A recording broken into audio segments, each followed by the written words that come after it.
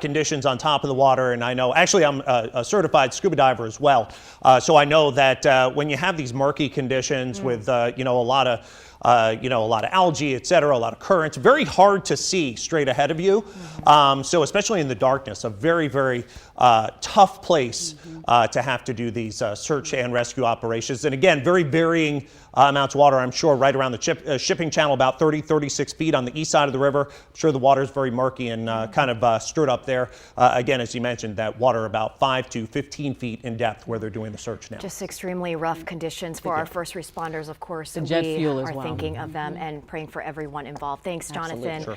5:45 is our time now on this Thursday morning. Stick with us as this breaking situation unfolds near Reagan National Airport, and we are continuing to learn more information. For updates anytime, download the WSA 9 app on your phone and watch us anytime on the free WSA 9 Plus streaming app. We'll be right back.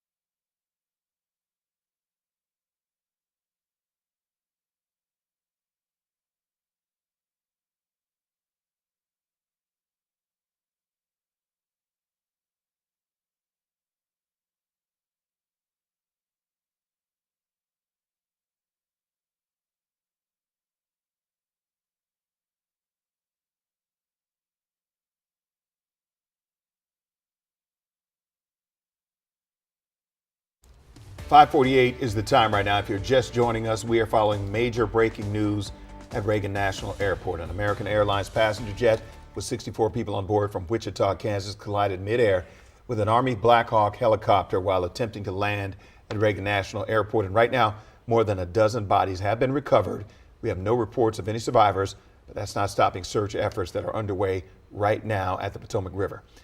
Randy Ayala joins us now live from the Washington Sailing Marina with an update on where things stand at this hour. Good morning. Yeah, good morning to you, Wisdom. For the first time this morning, the helicopter that has been circling this area finally stopped here. I want to show you what we're seeing from our vantage point here. So direct your attention all the way between these red lights here. That's the traffic control tower. And then when we pan right, you see the runway there. You see all those flashing lights there off to the side. That's where crews have been focusing their rescue efforts since last night, really. So those efforts are ongoing, and we know terrible and really, really tough conditions to try to get to the victims of this crash. We know at one point 300 rescuers were on the water. Now the water temp has been in the low 40s, the wind making waves on the water, so that just makes visibility even harder, really in the dark, next to impossible. We're hoping to get a better view of what we're dealing with once the sun comes up here. Rescue boats, though, we saw with huge spotlights were called to shine light on the water so they could see what they were looking for. We heard from D.C. Fire Rescue Chief John Donnelly, and he told us what this rescue operation was like. Take a listen.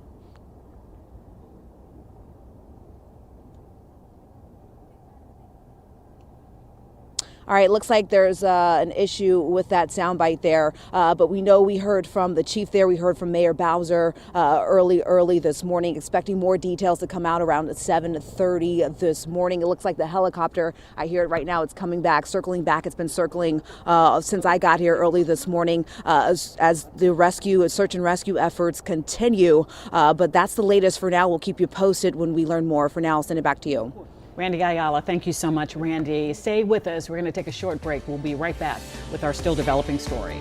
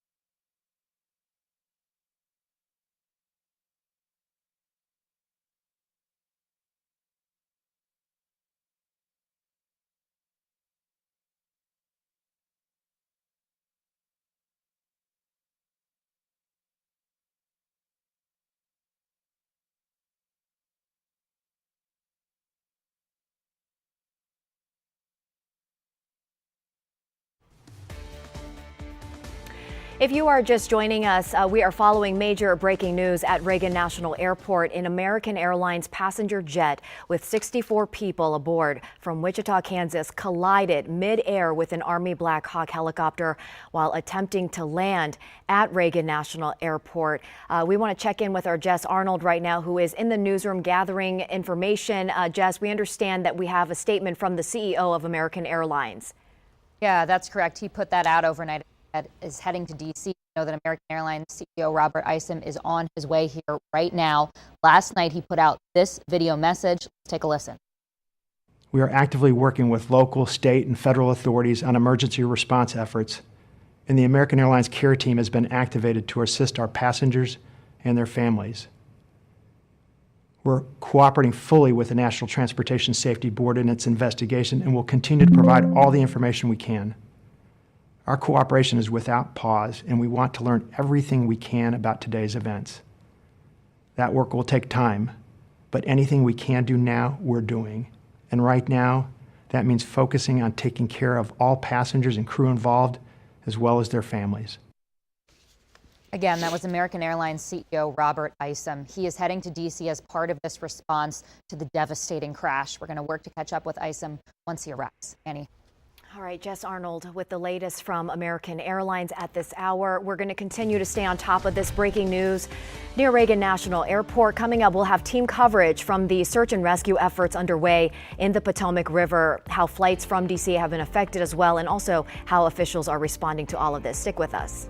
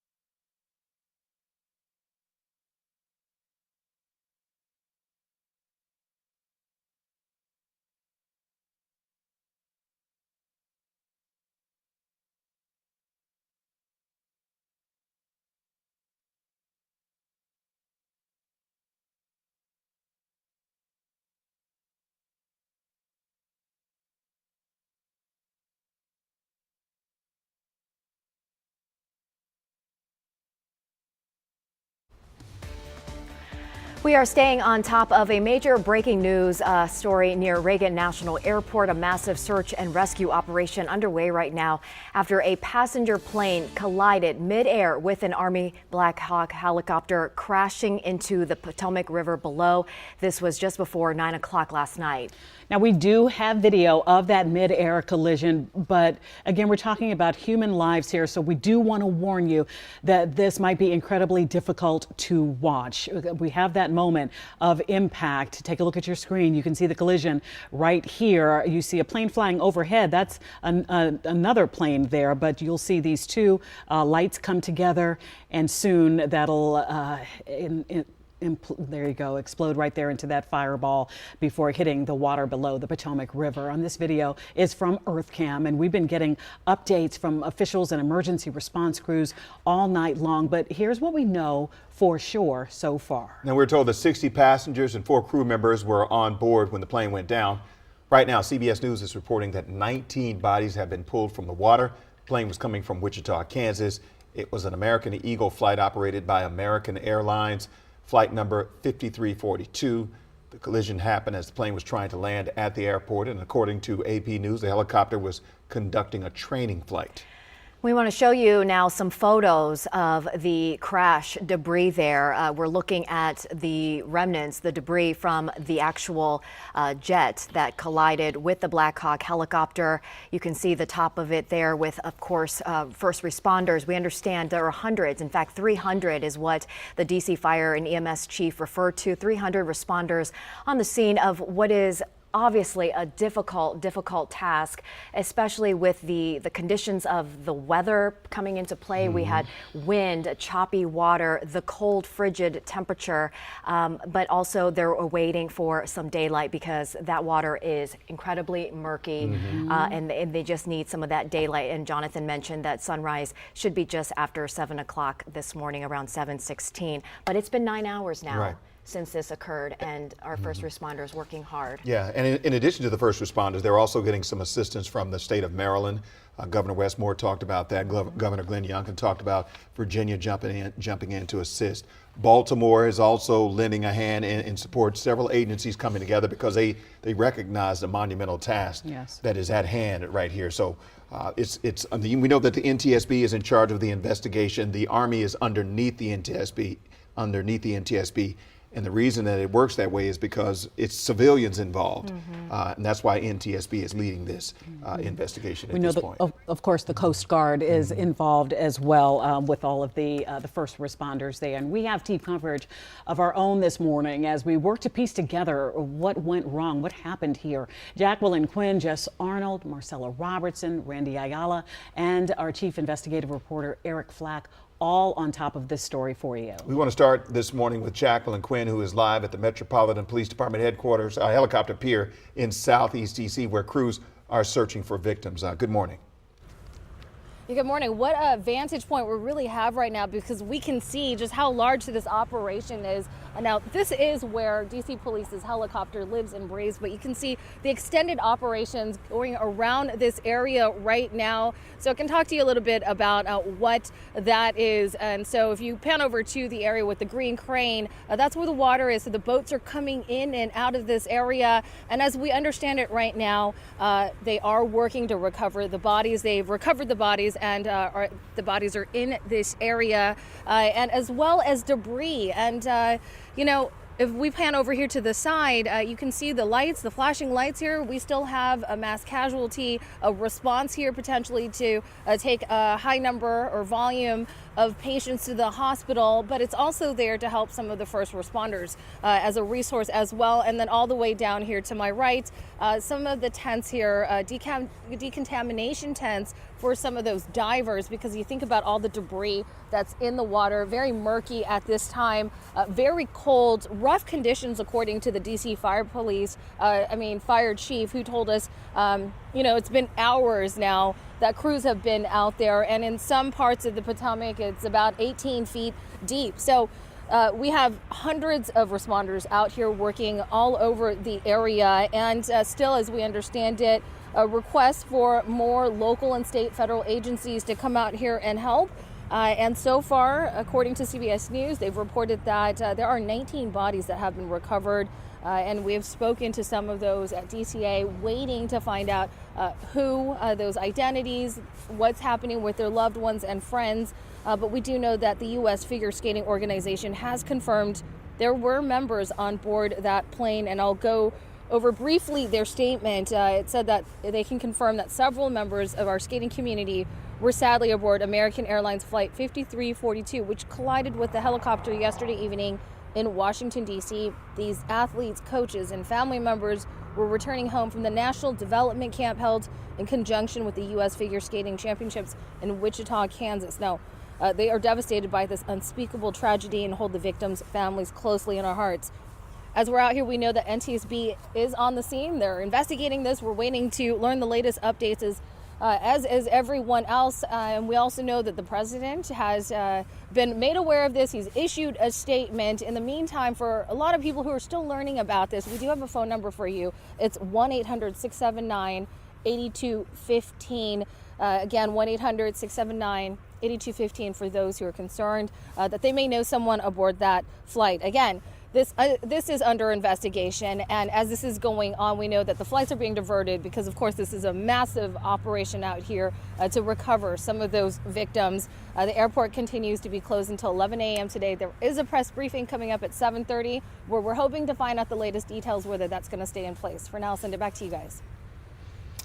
All right, Jacqueline Quinn, thank you very much. Let's get out to Marcella Robertson right now to continue our team coverage. She is at outside of Reagan National Airport this morning with the very latest there. Good morning to you, Marcella. Yeah, Wisdom, good morning to you. You know, kind of a really surreal situation out here to see the airport and the roads around the airport this quiet. Typically, we know this is a very busy airport, really no matter what time of day, and that is just not the case. The terminals are empty, the roads are empty here as well, and I can tell you that things are at a standstill until at least 11 o'clock this morning. We'll, of course, keep you updated if that changes, but you can see behind me kind of the scope of what we're dealing with. This is a huge, massive rescue mission still underway after, as you said, 9 hours after this mid-air collision between American Airlines regional jet and a military helicopter happened. We have seen boats still in the water this morning, a helicopter, which is really the only thing in the air that we're hearing here, which is also very strange and not typical, but just that rescue helicopter circling around and around and around. Still hundreds of first responders in the background here as well as they work to hopefully find any sign of life here, but as CBS News has reported, 19 bodies have been recovered so far. I do want to tell you that when that crash happened, there were 19 other flights that were in the air at the time. They were all diverted to Dulles International Airport, but some people had already landed and they actually saw all of this unfold. Here's what they had to say. Take a listen. It looked like a flash of fire, and we didn't understand what was happening. The person sitting next to me just said, "What's that?" And the next thing we started seeing ambulance, started seeing firefighters, everybody just rushing, and the whole place was... And the police car too. Yes. So very difficult for those people as well. Something else I want to mention here too, important for traffic. If you're in and around this area too, you cannot exit to the airport on Boundary Channel if you're coming 395 northbound, and you can also not access the airport access road off of Richmond Highway. So keep that in mind. We'll let you know when that changes. But I really do want to mention we're expecting that press conference from officials at 7:30. Families are being held in one of the airport lounges inside the airport here, and really important to remember how sensitive this situation is and really difficult to imagine what they are going through as they wait for answers about their loved ones and answers about how this all could have happened in the first place. Back to you. Just unimaginable. And Marcel, I know we got cut off before, but just looking at the time, just moments before those people were to deplane and meet their loved ones, and in this tragedy. So you being there and just speaking to the somber mood, it just really hits home just how tragic this situation really is. We appreciate your reports, and we will rejoin you shortly. Thank you so much. 6:07 is the time right now. And now we know it's been dangerously cold this month, and the Potomac River was frozen as recently as last week. And Jonathan's back now to walk us through the conditions that the victims and emergency response crews are dealing with at the moment. Jonathan. Yeah, I mean, if this happened about a week ago, it'd be even worse, unfortunately. But again, temperatures in the air, at least right now, as you see in the corner of your screen, they're in the mid-30s. The sun is going to be coming up around 7:15, so that's going to help things out. At least the water temperatures aren't below freezing at this point. If you remember, the river was ice covered this time last week, and we had temperatures in the air in the teens and low 20s. So I guess somewhat of an improvement, but unfortunately for these folks involved in the search and rescue, and they're going to be involved in this for not only hours, but likely days. Water temperatures right now at the Potomac River buoy, which is right near the tidal basin area. Water temperature just above freezing. Buzzard Point not far away at about 42 degrees. And there's where Reagan National is, and of course the site of the collision. Now, it isn't impossible to dive in these types of waters.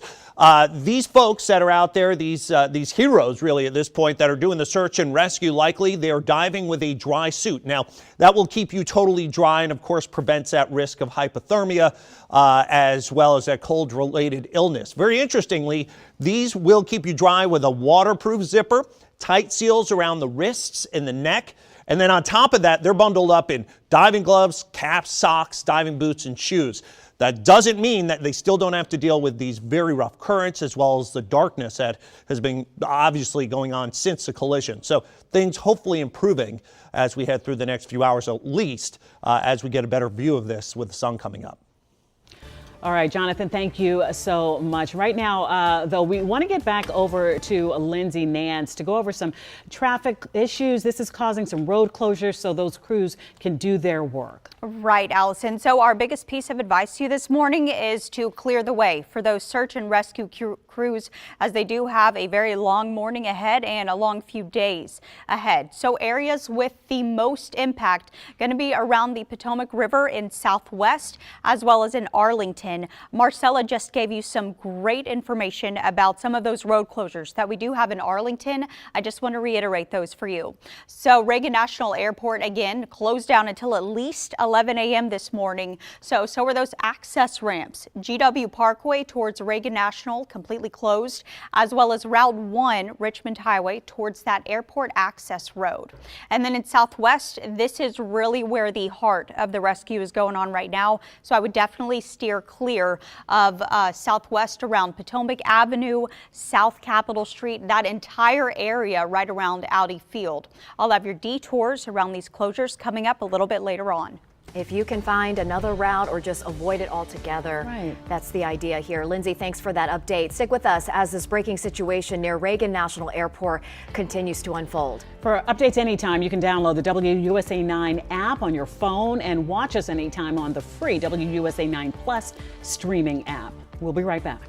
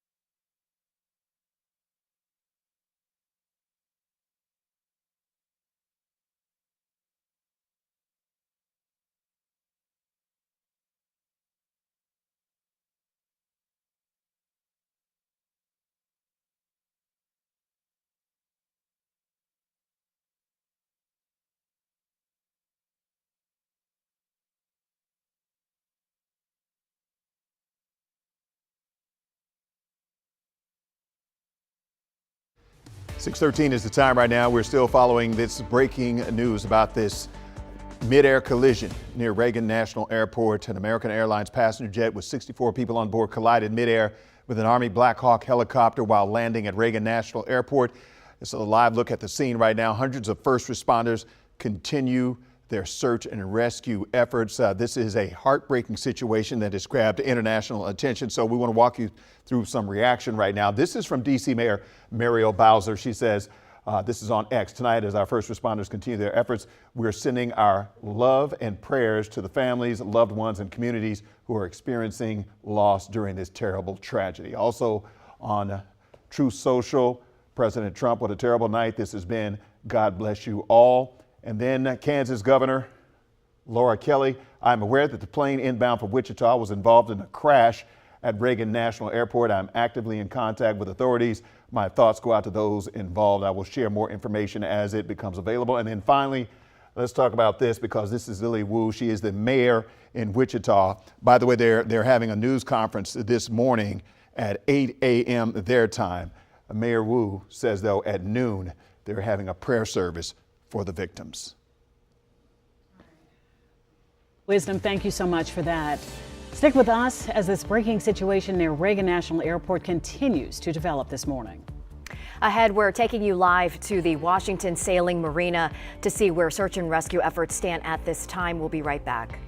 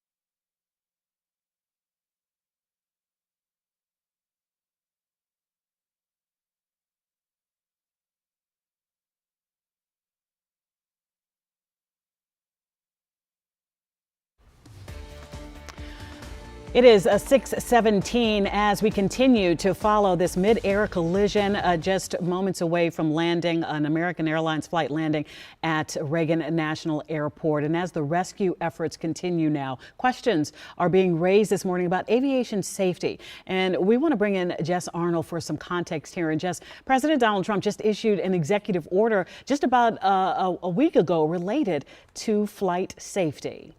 Yeah, that's right, Allison. President Trump signed the Keeping America Safe in Aviation order last Tuesday. Now, this order emphasizes the need to hire more Federal Aviation Administration employees.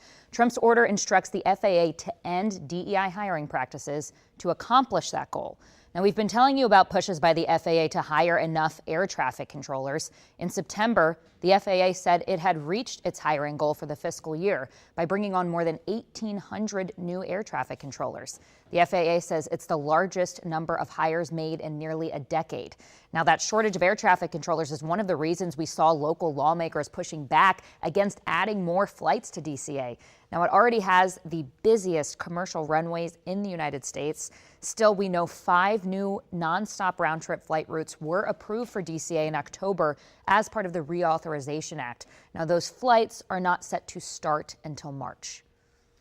Jess Arnold, thanks for that. We're going to continue to stay on top of this breaking news situation near Reagan National Airport. Coming up, our chief investigative reporter explains what air traffic control knew just moments before the plane and helicopter crashed midair. Stay with us.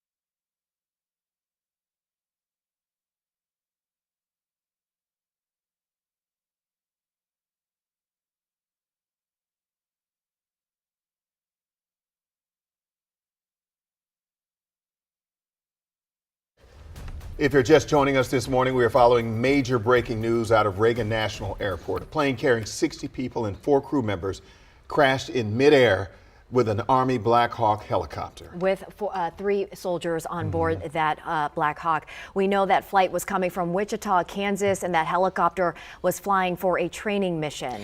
At this hour, we can tell you 19 bodies. That number was upgraded to 19 not too long ago, verified by CBS News. 19 bodies have been recovered from the Potomac River, and right now there are no reports of survivors. The airport is closed until at least 11 this morning. Let's bring in our chief investigative reporter, Eric Flack, right now. And Eric, you've got audio recordings from inside air traffic control. And Wisdom, just look at how much was going on around Ronald Reagan National Airport at the time of this midair collision, which happened right there, just over the Potomac and just feet from the landing strip there at Reagan National Airport. Many questions will revolve around communication.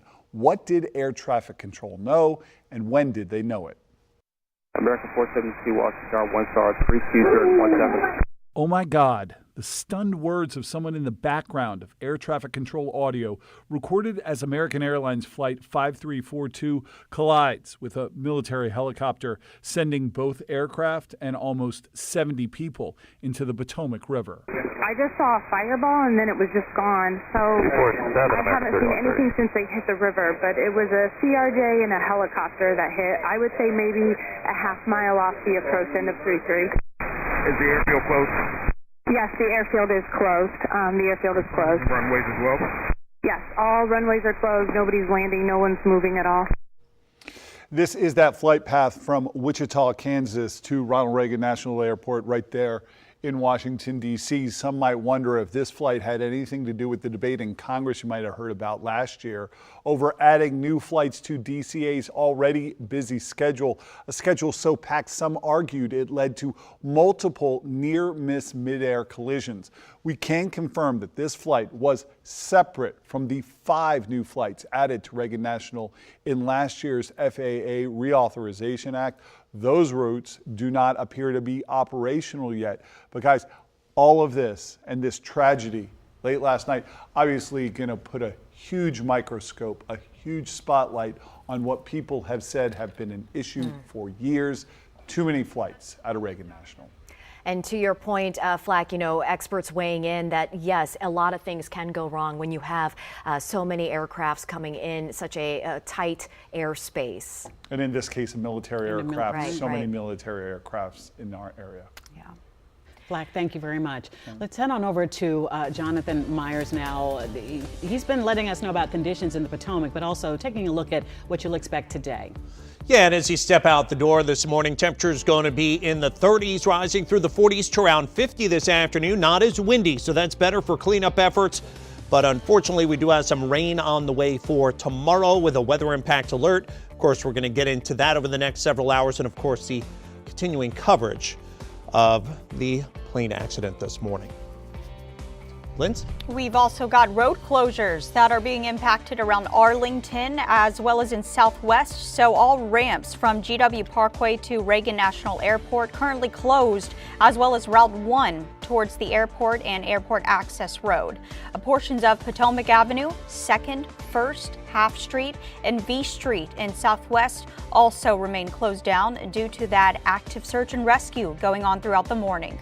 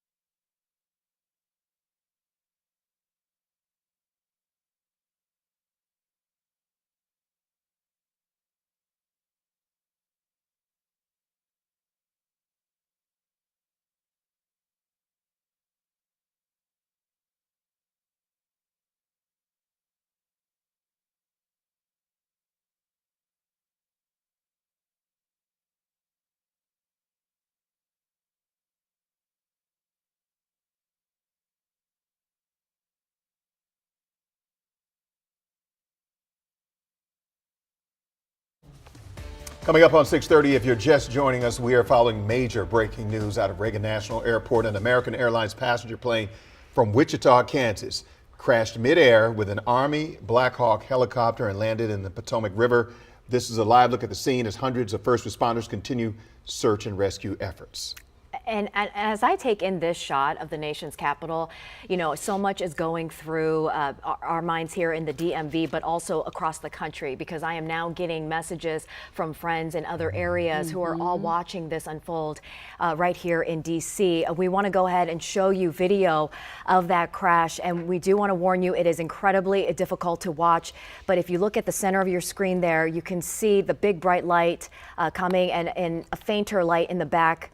And here is the moment of that midair collision. This is video from EarthCam. We have, of course, been getting updates from officials, local, federal, state level, emergency response crews all night long. But here is what we know so far. We're told 60 passengers and 4 crew members were on board when the American Airlines flight 5342 went down. We can tell you more than a dozen bodies have been recovered, and right now we have no reports of any survivors. We can also tell you that aboard that military helicopter there were 3 soldiers. The collision, midair collision, happened as that plane was trying to land just seconds away from landing at Reagan National Airport. And according to the Associated Press, that helicopter was a Black Hawk. It was conducting a training flight. These are photos of the crash debris that you're looking at right now. And as we've spoken about throughout the morning, investigators, we spoke with a former NTSB investigator, and he was talking about how these pieces of wreckage will be crucial to the investigation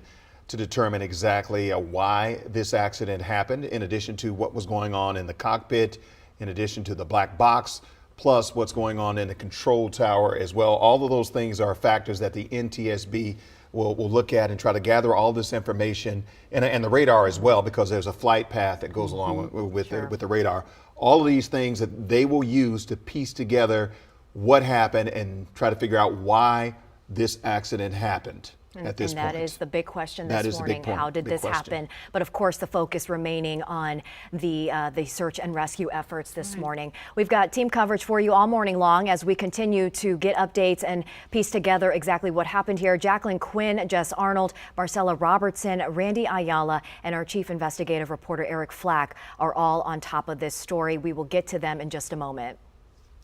First, though, we know it's been dangerously cold this month. Last month, it was in the teens, often in the morning. When we came on the air here at Get Up DC, the Potomac River was frozen. As recently as last week, we saw people, you know, enjoying some recreational sports on the Potomac. It's unimaginable, but Jonathan is here now to walk us through the conditions that the victims and emergency response crews are dealing with right now. You also shared that you're a certified a scuba diver, so that perspective was very, very valuable. Yeah, I'm actually PADI certified, which is basically recreationally certified. I can dive down to 40 feet. You know, I would never myself dive in these types of waters that you're seeing here. Of course, the extremely restricted visibilities, the extreme cold, and then the currents on top of everything else. We've got a couple of buoys and reporting sites nearby where the collision site is here near Reagan National. The Potomac River buoy reporting a current temperature in the water at 36. Water temperature at 42 at Buzzard Point. So this is better than the sub-freezing temperatures in some cases that we had last week. But again, as we kind of know, water temperatures are slower to respond than air temperatures. Yesterday, air temperatures in the mid-60s. Of course, water temperature will come up a little, but not enough to make it safe to dive, especially without any protection. So these folks that are in the water right now doing the rescuing, doing the searching, they are in water far less than you know, the recommendations for all of these precautions, which is under 50 degrees. They are diving with likely dry suits. It keeps the diver totally dry. It's got very tight seals around the wrists and the neck to disallow water from coming into the suit, unlike the suits that I would usually wear when I'm diving in the 70, 80 degree water, which are kind of short suits that keep you a little warm, but you still get very wet. These are waterproof. So waterproof zippers, tight seals around the wrists and the neck. So they are prepared. But again, they do have to take breaks, especially in some of these rougher waters and with these conditions that we have. Diving gloves, caps, socks, diving boots, shoes, really the whole gamut here involved in this very rough, unfortunately, rescue and search operation that's still going on. Thankfully, sunrise is at about 7:15 this morning, so hopefully that will at least improve some visibilities somewhat.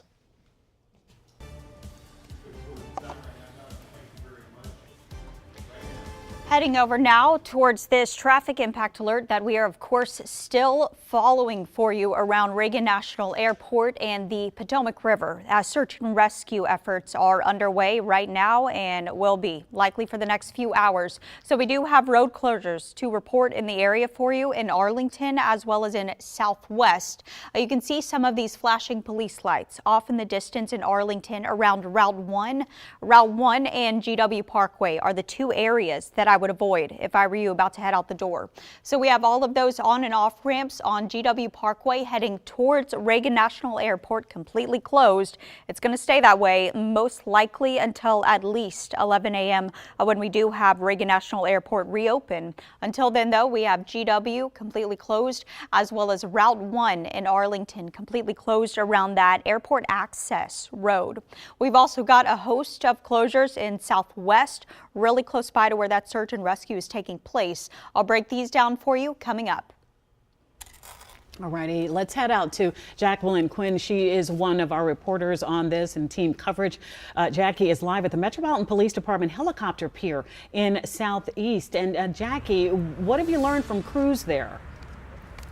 Yeah, this is where the massive response staging area is right now. You can see all the lights behind me, but this is something else that we've learned. This is where they're bringing some of the bodies that they're finding, that they're storing them here, along with the debris that they are finding out there. So we have multiple agencies right now working on this. If you take a look over here by that green crane, that's near the water. That's where some of the boats are coming in. We are about 3 miles away from this crash site near Reagan Airport, but this is where all the agencies are teaming up here, so to speak. And then as you pan over here, you still see a lot of the lights. Earlier we had, as we understand it, there was a mass casualty bus that was ready to transport people, and then just to the distance over here to the right, some of the tents here set up to decontaminate some of the divers that are going into the water this time, because you know that there is not only just the debris but the jet fuel that's in the water. So that's why that is set up, and the conditions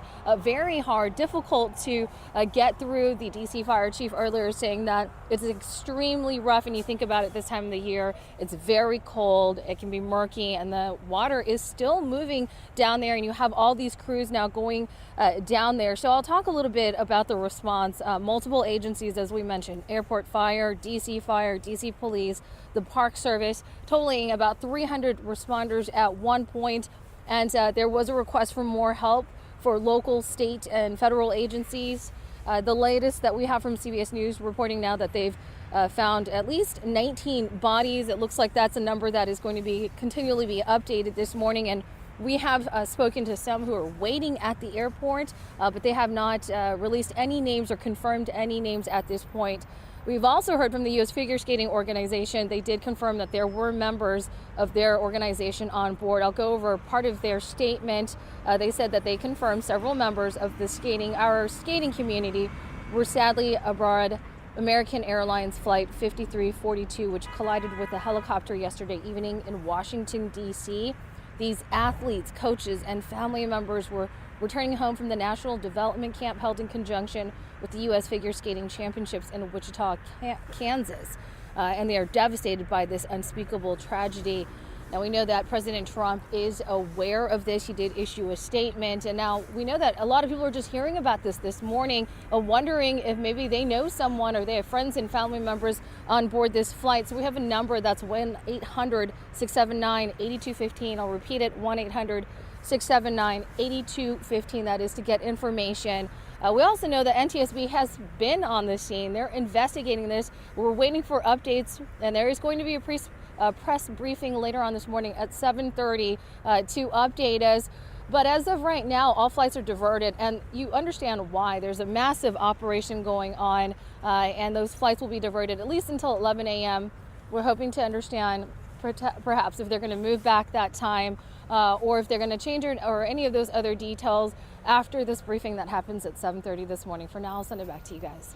And you are correct about that. This is a massive operation, Jackie, and a highly complex operation as well. Thank you so much. Right now, we want to head back to Reagan National Airport, where we find our Marcella Robertson. Marcella, we understand that the flights are on pause, both incoming and outgoing, until at least 11 o'clock this morning. And looks like you're back inside the terminal to give us a new perspective. What are you seeing now?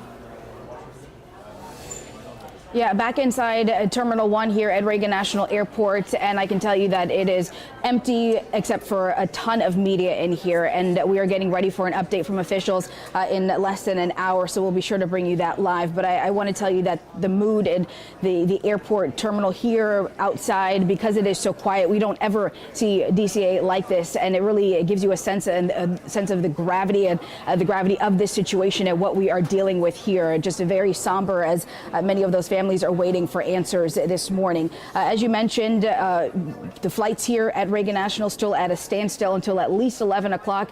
We will let you know if anything changes here when we get an update from officials in less than an hour or so. But I also want to mention that throughout the entire airport here, all of the signs that typically have all your arrivals and departures information, they all have this emergency alert information up, letting people know exactly what is going on and urging passengers to check in with their airlines for their latest flight information. Of course, there are still so many questions right now as rescue efforts continue. How can a commercial jet collide with a military aircraft like this? Of course, we had 64 people on board that American Airlines flight and 3 soldiers on board that military helicopter. So as all those questions still remain, officials say the focus right now is really on the families and the people that were on board. We heard from Metropolitan Airports Authority CEO John Potter early this morning. He talked a little bit about some of those family members of the passengers that were on board American Airlines flight. Take a listen.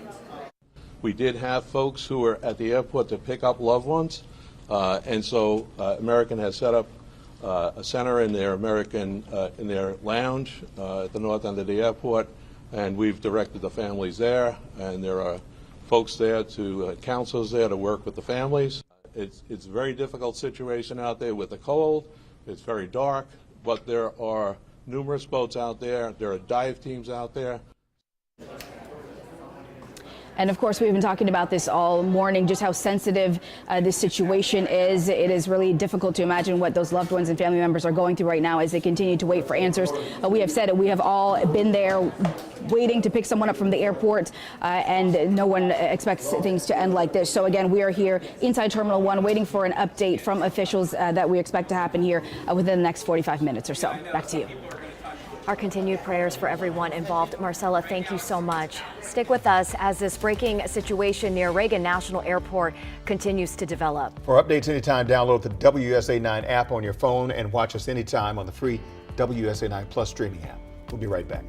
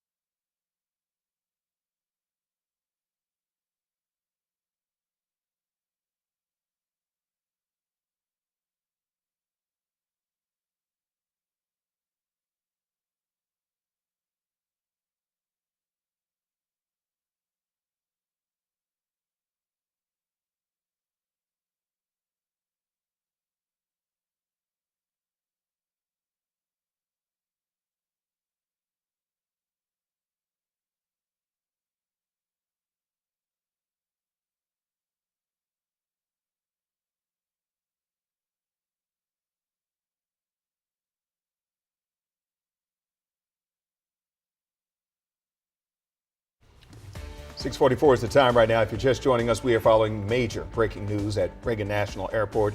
An American Airlines passenger jet with 64 people on board from Wichita, Kansas, collided midair with an Army Black Hawk helicopter while attempting to land at Reagan National Airport. And right now, more than a dozen bodies have been recovered.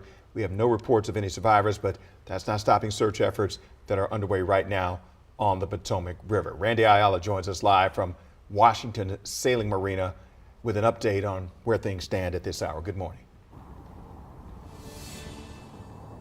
Yeah, good morning to you, Wisdom. So the Potomac River here right behind me, we have a helicopter that's been circling since early this morning. Search and rescue efforts still underway. I want to point your attention there to all the flashing lights you see. That's where crews have been focusing their search efforts here this morning. You can also see that chopper circling the water here. Jacqueline just a couple of minutes ago talked about just the huge rescue operation underway, right? We know at one point 300 rescuers were out here on the water fighting not ideal conditions, I should say, dealing with a low temperature in the water, wind too, making waves, and it just makes that visibility even harder. But the sun is starting to come up here, so hopefully that'll be an advantage to crews out here trying to find any survivors or recovery efforts as well. Wisdom mentioned this, at least 19 bodies have been recovered from the Potomac River. Early this morning, we heard from DC Fire EMS chief, and he talked about this difficult mission that's underway. It's a highly complex operation. The conditions out there are extremely rough for the responders. It's cold. They're dealing with relatively windy conditions. Wind is hard out on the river. So they're out there working. We're doing everything we can to keep them safe.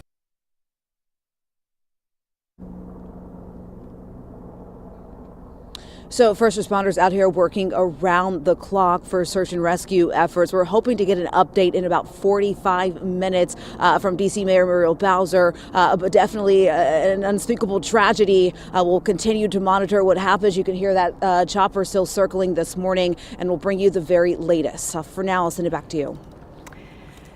Randy Ayala, thank you. Let's check back in with our Jess Arnold now, live in the newsroom. Jess, good morning to you. It looks like we have a statement from the CEO with American Airlines this morning. Yeah, that's right, Annie. We know that American Airlines CEO Robert Isom is on his way here to D.C. Last night, he put out this video message. Let's take a listen. We are actively working with local, state, and federal authorities on emergency response efforts, and the American Airlines care team has been activated to assist our passengers and their families. We're cooperating fully with the National Transportation Safety Board in its investigation and will continue to provide all the information we can. Our cooperation is without pause, and we want to learn everything we can about today's events. That work will take time, but anything we can do now, we're doing. And right now, that means focusing on taking care of all passengers and crew involved, as well as their families. Again, that was American Airlines CEO Robert Isom. He is heading to D.C. as part of this response to the devastating crash. We're going to work to catch up with Isom once he arrives in update. Annie. Thanks, Jess. We understand American Airlines is heading here with a GO team, as well as the FAA and NTSB. Jess Arnold with the latest statement from the CEO. Thank you. We continue to dig deeper and learn more about this breaking news, this tragedy unfolding near Reagan National Airport last night. Coming up, we're going to explain what we have learned about air traffic's role during this midair collision.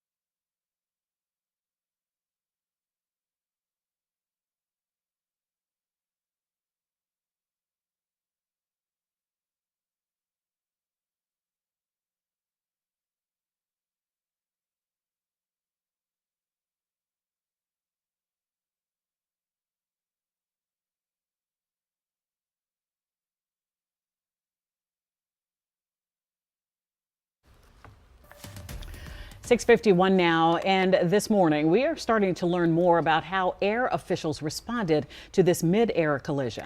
We know the emergency response began around 9 p.m. Our chief investigative reporter Eric Flagg joining us once again. And Eric, I understand that flight experts might have a clue as to what might have happened here. Everybody's trying to read the data that's out there through the transmissions that were coming from really all these flights in the area, especially that American Airlines flight 5342 that ultimately collided with that military chopper. Flight data studied overnight by aviation experts offers chilling insight into how close all those passengers aboard the flight were to actually landing safely. Ian Pachetnik is Director of Communications at Flight Radar 24, a global flight tracking service. We're already hearing from family members who were right there at the airport waiting for their loved ones. From the data, how close was this commercial airliner to landing? The aircraft was seconds from landing. So the collision happened at approximately 300 feet. So this is seconds from landing as they crossed the Potomac, and the runway threshold is at the river's edge. So the aircraft is very close to landing. It was on final approach. It was lined up with runway 33, and it was ready to touch down. And yet just seconds from landing, something catastrophic happened. How? That's a great question, and one that investigators will be looking to answer. We know that the two aircraft collided. The main question then becomes, why did they come into contact? Why were they that close together? And then, as with all safety and air accident investigations, the main goal of the accident investigation is to prevent this from ever happening again. Yeah, and just to drive home that point, you can see just how close that flight was to the runway there, runway 33 at Washington Reagan National Airport, although all those passengers so close to getting home safely. Some might wonder if this flight had anything to do with the debate in Congress in 2024 about adding new flights to DCA's already busy schedule, a schedule that's so packed some argued it led to multiple near-miss mid-air collisions. Now, we can confirm that this flight, this direct flight from Wichita, Kansas to Washington, D.C., was separate from the 5 new flights added to Reagan National in last year's FAA Reauthorization Act. Those routes, though, do not appear to be operational yet, and everything that happened here in this tragedy obviously going to put a spotlight on that problem, all that traffic there at Washington Reagan National Airport. Guys? Frank, I'm just curious, and I don't mean to put you on the spot here, but I just, the thought of the training for the military helicopters happening so close to where air traffic is happening, had you ever seen anything like that before? Yeah, you know, what some of the research I'm doing when I'm back there in the newsroom while you guys are on the set is that apparently there is a corridor there, right there along the Potomac, even though it's in such close proximity to the airport and to the runway and to all those departures and landings and takeoffs. There is a corridor there for choppers and, you know, training for the military at night. These are all things that are commonplace with this type of thing, but obviously a lot of questions, as you point out, still to be answered. Absolutely. All right, Eric, thank you so much. We continue to stay on top of this breaking news happening near Reagan National Airport. Coming up, we'll have team coverage from the search and rescue efforts in the Potomac River, how flights from DCA, also Reagan, have been affected and how officials are responding. And for those heading out the door, let's check in quickly with Lindsay for the workarounds because of this emergency. Right, Allison, we do have those ramps from GW Parkway and Route 1 to Reagan National Airport still completely closed down, but you can access GW Parkway heading north and south as well as Richmond Highway. You just can't exit off of those roadways. In Southwest, we still have a ton of closures around Audi Field, really close to where that search and rescue is going on. That's going to be portions of Potomac Avenue as well as Half Street, 1st and 2nd Street. I'll have your detours here coming up. And switching gears this morning, if you are headed out the door, morning commutes or trips to school are going to be chilly, but not quite as cold. Temperature is going to be in the mid and upper 30s to begin, getting up to near 50. Not the 60s, though, that we saw yesterday around here. Of course, we're going to have much more extended coverage on the Flight 5342 tragedy coming up.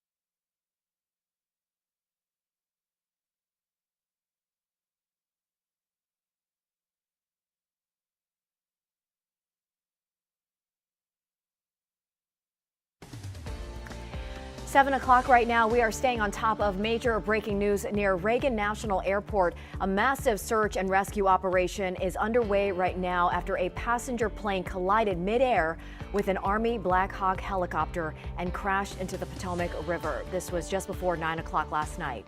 Basically looking at the collision site right there with the emergency boats in the river there, 300 people responding to this, and we want to warn you that the video that we have from the moment of impact is very difficult to watch, but we do want to show you what happened. Take a look at your screen. You'll notice it goes to very dark there, and you can see the collision.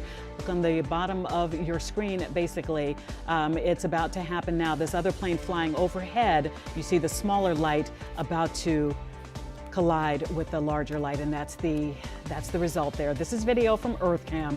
We'll be getting updates from officials and emergency response crews all night long. We're waiting for a news conference that's going to happen in under a half an hour, we are told, but here's what we know so far.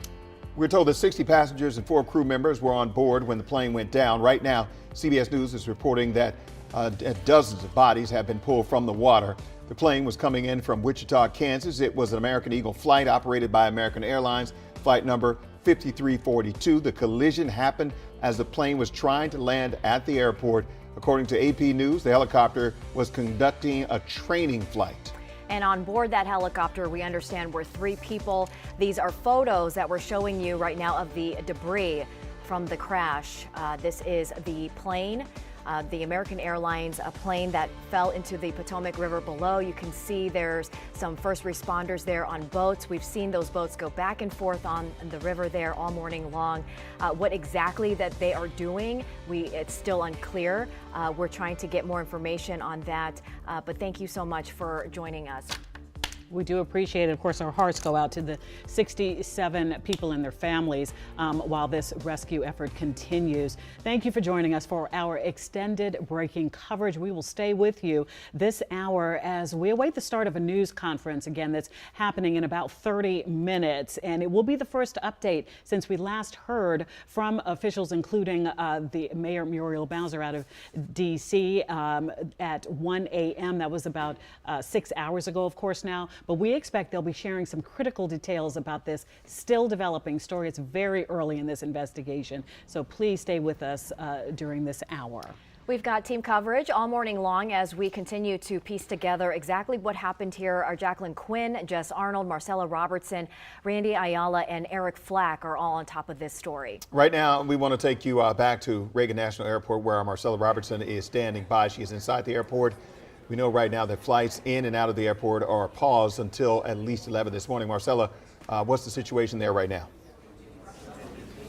Yeah, well, I can tell you that aside from media, it is really quiet here in the airport. We are awaiting an update from officials here in less than 30 minutes and hoping to get some more critical information about this tragic incident here. And I can tell you just, being around Reagan National Airport, if you're familiar with it at all, you know how busy it gets, and to see it this empty and everything really at a standstill really gives you a sense of the gravity of the situation that we are dealing with. As you mentioned, right now, no flights in or out of Reagan National until at least 11 o'clock this morning. That is the earliest. We'll, of course, let you know if that changes when we get an update from officials here shortly as they are working to set up. But, of course, just really quiet here at the airport. I can tell you that all the monitors that typically have all the arrivals and departures information, they all have an emergency alert message up letting the passengers know that they should contact their airlines for any updates. And, of course, there are still so many questions this morning about how this could even happen. How could a commercial airline or a commercial jet collide with a military helicopter? Of course, 64 souls on board the plane, 3 soldiers on board that military helicopter, and still so many questions surrounding this incident. But officials in their first update this morning said that really a lot of the focus right now is on the recovery and the rescue efforts that are underway right now. And also some of the family members and loved ones who are here to pick up those passengers at the airport and were unfortunately met with some devastating news. Take a listen to Metropolitan Washington Airports Authority CEO John Potter about what he had to say about those families. We did have folks who were at the airport to pick up loved ones, and so American has set up a center in their in their lounge at the north end of the airport, and we've directed the families there, and there are folks there counselors there to work with the families. It's a very difficult situation out there with the cold. It's very dark, but there are numerous boats out there. There are dive teams out there. It's a very difficult situation for everyone around. Of course, those family members, it is difficult to even imagine what they are going through right now. But again, this kind of set the scene for you here inside Terminal 1 at Reagan National Airport. Outside, you've got the sun. We can see it starting to come up. Getting a better sense of, what it is that crash scene looks like. Inside here, we are getting an update, waiting to get an update from officials here in less than 30 minutes, and we'll be sure to bring the latest to you live. Back to you. All right. Thank you very much for that report. We appreciate it. All right. We want to get out to Randy Ayala right now. She is out on the scene where she has the backdrop right there where the boats are in the background trying to do as much as they can to try to rescue and recover at this point. Good morning to you. Yeah, good morning to you. It was so the Potomac River right behind me. I do want to give you a quick update, though. Things out here changing rapidly. About 5 minutes ago, got an update. Park Police out here. They are going to be closing this area in just a couple of minutes. They are calling this a crime scene now this morning. But you can see, or rather hear, that chopper. It has been circling all morning as search and rescue efforts are underway. I do want to toss it to some sound we got early this morning inside of DCA DCA from Kansas Senator Jerry Moran. It was around 1 o'clock this morning. He was inside the airport. He came from Wichita. He said that he takes that flight often, and he was visibly and understandably heartbroken about what happened here. Take a listen. This is a very personal circumstance as well as an official response. And again, we will do everything we can to make certain that we're supportive of the rescue efforts. Dangerfield Island. All right, so that was Kansas Senator Jerry Moran that we heard from early this morning. He actually lobbied American Airlines to add this flight from Wichita to DCA. Again, Dangerfield Island, where I'm standing right now, being called a crime scene. This is coming to us from Park Police. So we'll bring you the very latest when we're able to get back up, guys. I'll send it back to you. Randy Ayala, thanks for that. Stick with us as this breaking situation near Reagan National Airport continues to develop. And for updates anytime, just download the WUSA 9 app on your phone. Watch us anytime on the free WUSA 9 Plus streaming app. We'll be right back.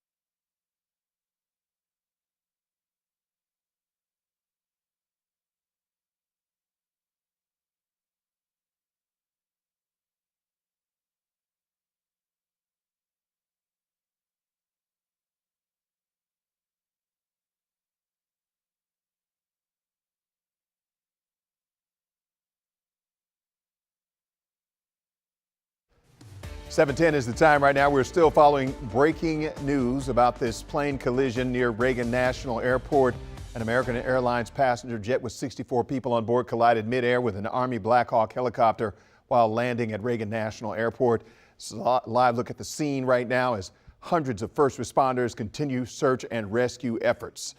This is a heartbreaking situation that has grabbed national and international attention. We want to walk you through some of the latest reaction from some government officials that have come into our newsroom right now. We'll start here with D.C. Mayor Muriel Bowser. Tonight, as our first responders continue their efforts, we are sending our love and prayers to the families, loved ones, and communities who are experiencing loss during this terrible tragedy. Then, President, what a terrible night this has been. God bless you all. That's from Truth Social. Kansas Governor Laura Kelly. I am aware that a plane inbound from Wichita was involved in a crash at Reagan National Airport. I am actively in contact with authorities. My thoughts go out to those involved, and I will share more information as it becomes available. And then there's this from the mayor of Wichita, Lily Wu, saying that at 12 today, the community will come together for a prayer service for the victims in this crash. Allison and Annie. You know what? Our thoughts and our prayers are with these real people that were involved with this.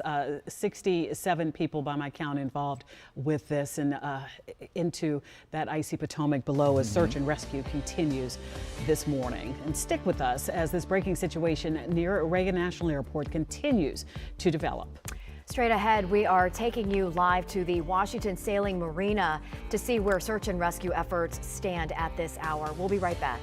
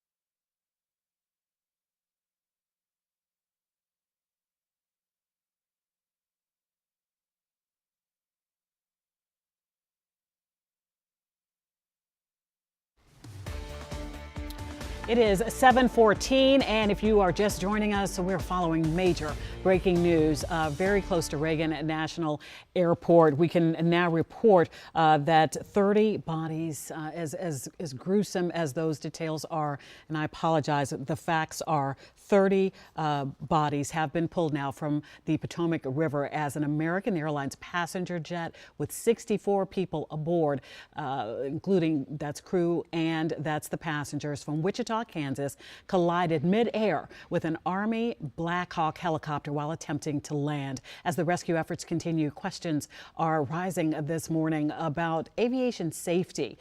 As we take a live look here at the scene, and we can see those boats there on the Potomac helping with those search and rescue efforts. Coming up, we will speak with the fire chief out of Prince George's County, who has the crew members also assisting with these water rescues today. We'll get to that in about 5 minutes or so. But for right now, we want to turn to our Jess Arnold for some more context as far as this topic goes. President Trump, Jess, issuing an executive order just about a week ago related to flight safety. What can you tell us about that? Yeah, that's right, Allison. President Trump signed the Keeping America Safe in Aviation order last Tuesday. Now, this order emphasizes the need to hire more Federal Aviation Administration employees. Trump's order instructs the FAA to end DEI hiring practices to accomplish that goal. Now, we've been telling you about pushes by the FAA to hire enough air traffic controllers. In September, the FAA said it reached its hiring goals for the fiscal year by bringing on more than 1,800 new air traffic controllers. The FAA says it's the largest number of hires made in nearly a decade. Now, the shortage of air traffic controllers is one of the reasons we saw local lawmakers pushing back against adding more flights to DCA. It already has the busiest commercial runways in the United States. Last year, there were a couple near misses, close calls that we have reported on as well. Still, we know, though, 5 new nonstop round-trip flight routes were approved for DCA in October as part of the Reauthorization Act. Now, those flights, though, haven't started. They are set to start in March. Guys. All right, Jess Arnold, thank you so much, Jess. And as we saw in that shot earlier, just want to say the sun is rising on a new day at 7:16 right now, a somber day that will go down in the history books here in Washington. But you're looking at rescue boats there, vehicles trying to make sure that everyone that is in the water is recovered. Now, we know it's been dangerously cold this month. We can just imagine the temperature there in the Potomac River that we're looking at. It was frozen as recently as last week. And Jonathan is with us, of course, and he's here to walk us through the conditions that victims and emergency response crews as well, what they're dealing with right now. Yeah, and I just want to tell you, this is now 1 minute past sunrise. So things brighter, of course, at the collision scene. So hopefully our responders can get a better view and a better survey of what actually is going on. But the water temperatures are just brutal right now in the Potomac. Of course, our rescuers and first responders do have protection. They've got dry suits likely that they're using for any of the scuba diving or diving rescues that they may be doing, or any of the activity on the water. But still, this is just brutal temperatures. Better than the frozen river waters that we had last week, of course, but still the water temperatures at 36. I saw some video of some police boats had to use their icebreakers to get down to the scene. So the water temperature here at the Potomac River buoy is 36. Buzzard Point, not too far away, is at 42. So again, those temperatures in the water are above freezing, but barely 35 degrees right now. So the winds are calm, and we take a look in the distance down toward DCA. And we do have some mainly clear skies. Just a couple of high clouds coming through. So that's good news for any of the rescues going on, any of the response going on. The winds have really died down. They were up to 50, 60 miles an hour in gusts yesterday, now only at about 3 miles an hour. So aside from the currents and the brutal cold that we're still dealing with, again, for any of the rescue in the water that in the search that has to be going on, as again we survey the accident situation here that happened yesterday evening, things have really quite improved, especially on the water and in the water. When this happened just prior to 9 p.m. yesterday evening, even there winds were out of the northwest at about 16, gusting to about 25. 7:19 is the time right now. If you're just joining us this morning, we are following some major breaking news at Reagan National Airport. A plane carrying 60 people and 4 crew members crashed in midair with an Army Black Hawk helicopter. And right now, we want to take a moment to hear more about the ongoing search and rescue efforts. And joining us now on the phone is Prince George's County Fire Chief Tiffany Green. Good morning to you, Chief. We know that you are on the way, or your crews rather, you're on the way to a news conference, but your crews are already assisting. But let's back up and talk about when you first got this call about what happened and what's the first thing you do in response to this to assist with what was going on in D.C. Good morning, everyone, and thank you for having us. So our initial request came from D.C. Fire Department through our normal mutual aid agreement. Is a report of a helicopter crash in the Potomac. Prince George's County Fire and EMS Department responded with 2 water rescue resources, 1 airboat and 1 rescue boat, and our technical resource personnel, about 12 personnel. So we were deployed, and we also deployed a command officer to our unified command post with D.C. Fire Department. So again, it was a dynamic night. So what are, as far as you know, and of course as the chief you know this, but what are crews doing exactly now? Are they still there on the water? What can you tell us? Yes, absolutely. So we're still there. Again, this is very much still a rescue mission. We're working together again with our partners in D.C. Fire Department as well as Virginia. And we're still operating in the unified command, still doing an active rescue. And as it gets lighter, again, we're able to see a little bit better now. And the rescue attempt will be a bit more in depth now that we can see. And Chief, of course, everyone on site is trained to do and respond to situations like this. They have that trained eye. Can you speak or give us a glimpse into the hazardous materials involved and what those challenges are for first responders? I mean, we're talking about jet fuel, debris, murky water, and cold, frigid conditions. Exactly. You said it all. And again, we're trained for this, so we have deployed our hazmat resource teams as well. Again, our partners in Virginia and District of Columbia have also done the same thing. But our personnel are trained for this. So again, we're in the water, we're being safe, but there are hazardous conditions as well as the water and the conditions of the weather. But we're trained and we're doing the best that we can. We have been reporting just the united force that we've seen from Maryland, Virginia, and the district here. How important is it that all these jurisdictions work together on when something on this scale happens? It's extremely important. As you see, and as Chief Donnelly from D.C. Fire Department said earlier at our press conference, it's over 300 responders that were able to come out last night. And it worked seamlessly. Our partners, again, we do what we need to do together when things happen. And this is what's needed in this region, our COG region. We have a mutual aid agreement amongst all of our partners, our fire departments. And when we're needed, we all respond with the appropriate resources with the closest available units. And that's what you saw last night. Chief, I want to get some of your thoughts. I mean, you've been doing this for so long. Have you ever seen anything like this or anything close to this scale? The last time I've seen something like this, and again, I've been doing this for over 28 years, would be, again, the 9/11 responses to the Pentagon and those things in this area. And that's why, again, we have our mutual aid agreements, and we're able to work together seamlessly as fire departments in the region, all on the same page. But again, it's horrific. Our hearts and prayers go out to the families as well as the first responders. They operated seamlessly in unideal conditions, and they're working together in a unified command to make sure that we rescue and do everything that we can for the victims. Absolutely. Even the most trained experts who do this, it's still tough. So we appreciate you spending some time with us, and to all the men and the women who are under your purview who have responded to this tragedy in record time. Okay, I believe, and let us also know that she is on the way, Chief Green, to this news conference is happening in just about 6 or 7 minutes or so. In the meantime, we're going to take a short break. We'll be right back.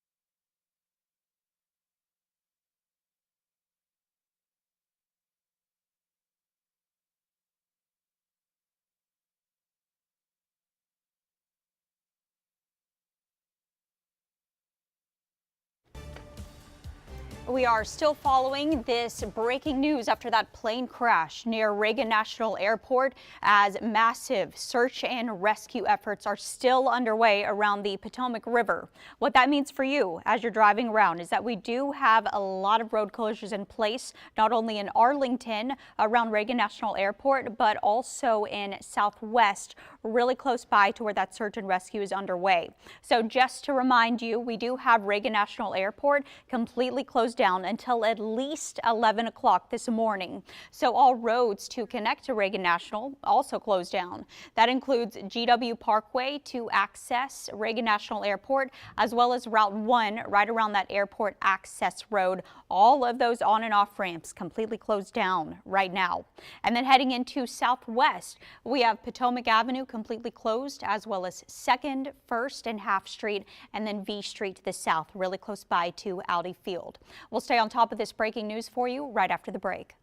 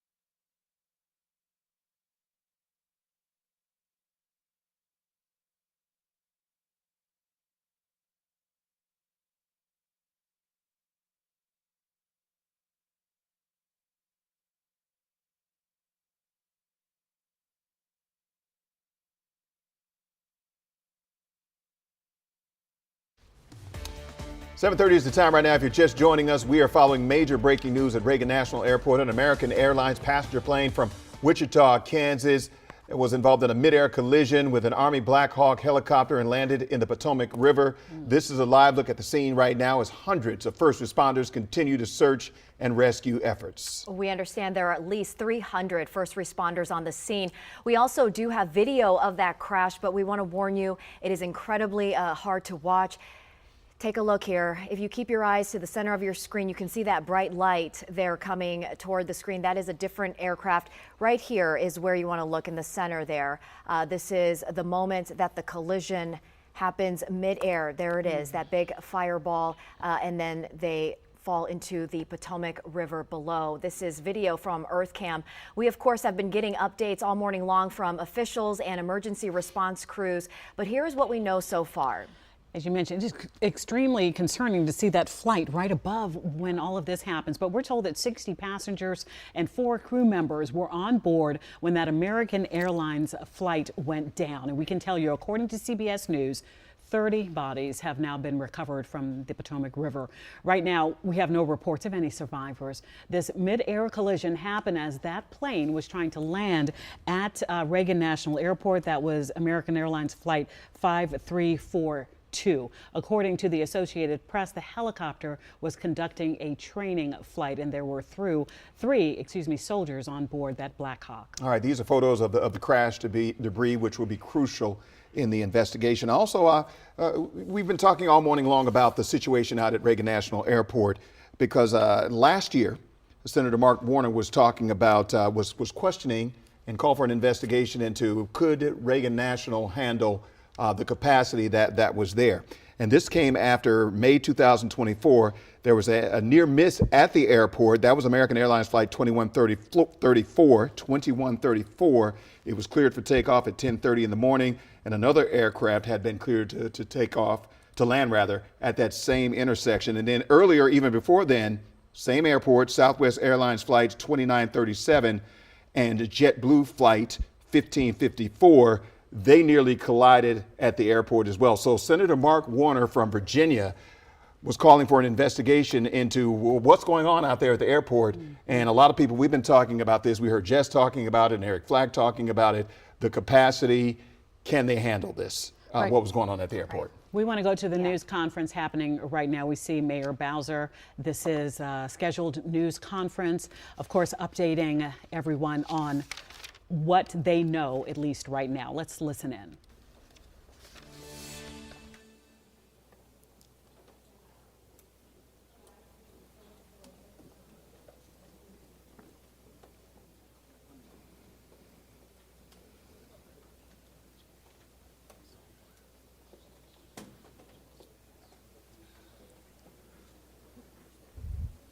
Good morning. I'm Muriel Bowser. I'm the mayor of Washington, D.C. We are here at Reagan National Airport to provide an update on the tragic events of last night. I'm joined by U.S. Transportation Secretary Sean Duffy, D.C. Fire and EMS Chief John Donnelly, American Airlines CEO Robert Eisen, the MWA, the Metropolitan Washington Airports Authority CEO Jack Parter, United States Senator Mark Warner, United States Senator Tim Kaine, U.S. Representative Don Beyer, as well as the Chief of the Metropolitan Police Department, Pamela Smith. And we are joined by first responders from across the Metropolitan Washington region. I speak for all of us when I say, and certainly all Washingtonians, how very sad we are for American Airlines, for the United States Department of Defense, and for all Americans for the loss of life that happened with the collision of these aircrafts. We know that includes families from across our region as well as in Kansas and across the country. This morning we all share in a profound sense of grief. I do want to thank the first responders who acted quickly last night, who ran towards danger, went into a very frigid river, and have worked throughout the night. Chief Donnelly reported in last night's briefing that we have a strong mutual aid agreement in our region, and those teams have worked together throughout the night in really tough and heartbreaking conditions, and we should all thank them for their heroic efforts. So we'll have several updates today. I'm first going to turn to the Secretary of Transportation, Sean Duffy, and then you will hear directly from Chief John Donnelly with a situational update. Thank you, Mayor. Again, Sean Duffy here, Secretary of Transportation. We wish we were gathering for different purposes today. I just want to let you know that the Department of Transportation, the FAA, along with the White House, President Trump, local, state, and federal partners, all working together on this incident in unison. I couldn't be prouder of this team that's been assembled, working tirelessly. Mayor, I want to thank you specifically for your work. A few details I'd like to give all of you, and some of you reported this, but last night, if you live in the DC area, you would know that this was a clear night last night. The helicopter was in a standard pattern. If you live in the DC area, you'll see helicopters up and down the river. This flight pattern is seen oftentimes when you live in DC. This was a standard flight pattern last night as well. The American Airlines flight coming into land was in a standard flight pattern as it was coming into DCA. So this was not unusual with a military aircraft flying the river and aircraft landing at DCA. And again, if you live in the area, you'll see that frequently with those two aircraft working together. As many of you have reported, we have located the two aircrafts. The fuselage of the American Airlines plane was inverted. It's been located in 3 different sections. It's in about waist-deep water, so that recovery is going to go on today as that recovery takes place of the fuselage of the aircraft. NTSB is going to start to analyze that aircraft, partner with the FAA with all of the information we have to get the best results possible for the American people. I would just say that safety is our expectation. Everyone who flies in American skies expects that we fly safely, that when you depart an airport, you get to your destination.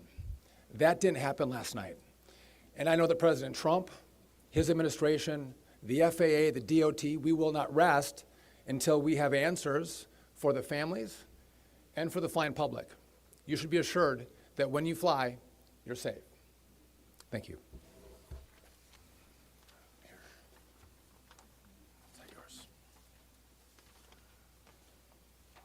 Thank you, Secretary. Thank you, Mayor. I'm joined today with Fire Chief Bonnet from the Metropolitan Washington Airports Authority, and I'm John Donnelly, Chief of the District of Columbia Fire and EMS Department. Last night at 8:48, the control tower sounded an alert, which alerts responders to respond to a report of an aircraft crash on or near the airport. That sets off an immediate response from the Airport Authority Fire Department, from the District of Columbia and Metropolitan Harbor Patrol fire boats and other fire boats on the river in order to support that type of operation.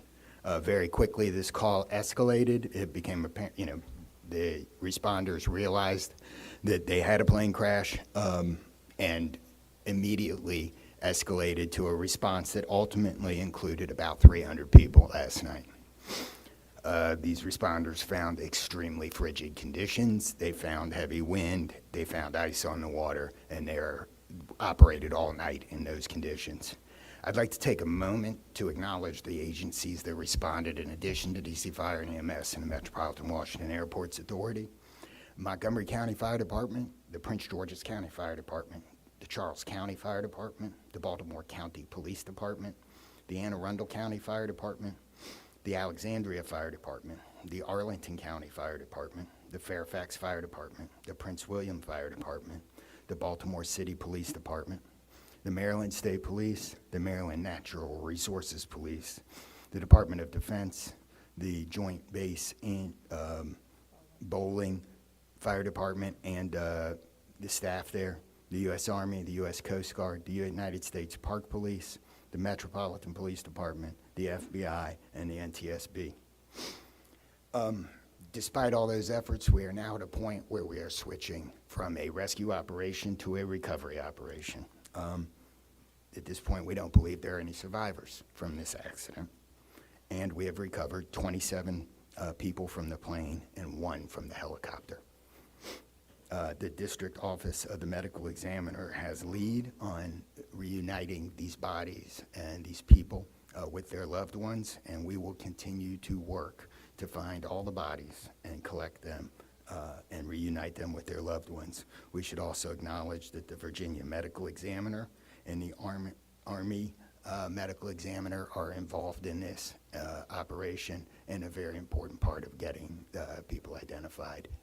So, who's next?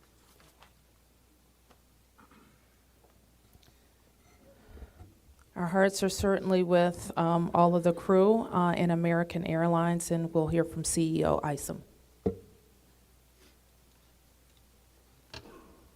Thank you, Mayor.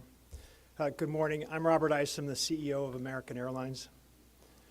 I want to express my sincere condolences for the accident that happened at DCA last night.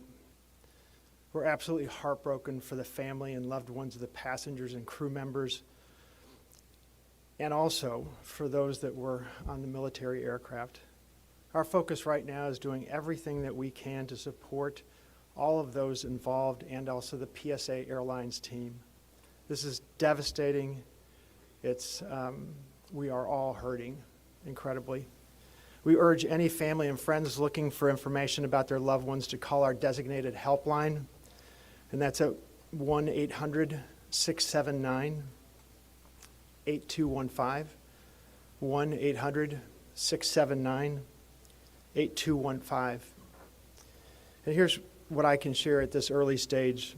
American Eagle Flight 5342, operated by PSA Airlines, traveling from Wichita, Kansas to Reagan National Airport, was involved in an accident just before 9 p.m. local time on final approach into Reagan National. It collided with a military aircraft on an otherwise normal approach. And at this time, we don't know why the military aircraft came into the path of the PSA aircraft. Flight 5342, a CRJ 700, was under the command of 4 crew members. It carried 60 passengers, as you know, for a total of 64 people on board. In addition to local resources already here in DC, American Airlines has activated our care team, and that's a group of specialists that are trained to support these types of responses. These team members are on site or arriving soon. And additionally, we have members of our GO team that are on ground here in DC, and they're being deployed with resources to do everything that we can to take care of the needs of the families and the loved ones of the passengers and crew members. And that is our sole focus. And we're so grateful for the first responders. They've been working through the night. Courageous efforts. And we're actively working with local, state, and federal authorities on emergency response efforts and closely coordinating with PSA Airlines as they cooperate fully with the NTSB on the investigation. I know that there are many questions, and at this early stage, I just won't be able to answer many, but we'll provide additional information as it comes. Thank you. I want to introduce the Metropolitan Washington Airports Authority CEO, Jack Potter. The authority manages Reagan Washington National and Dulles International.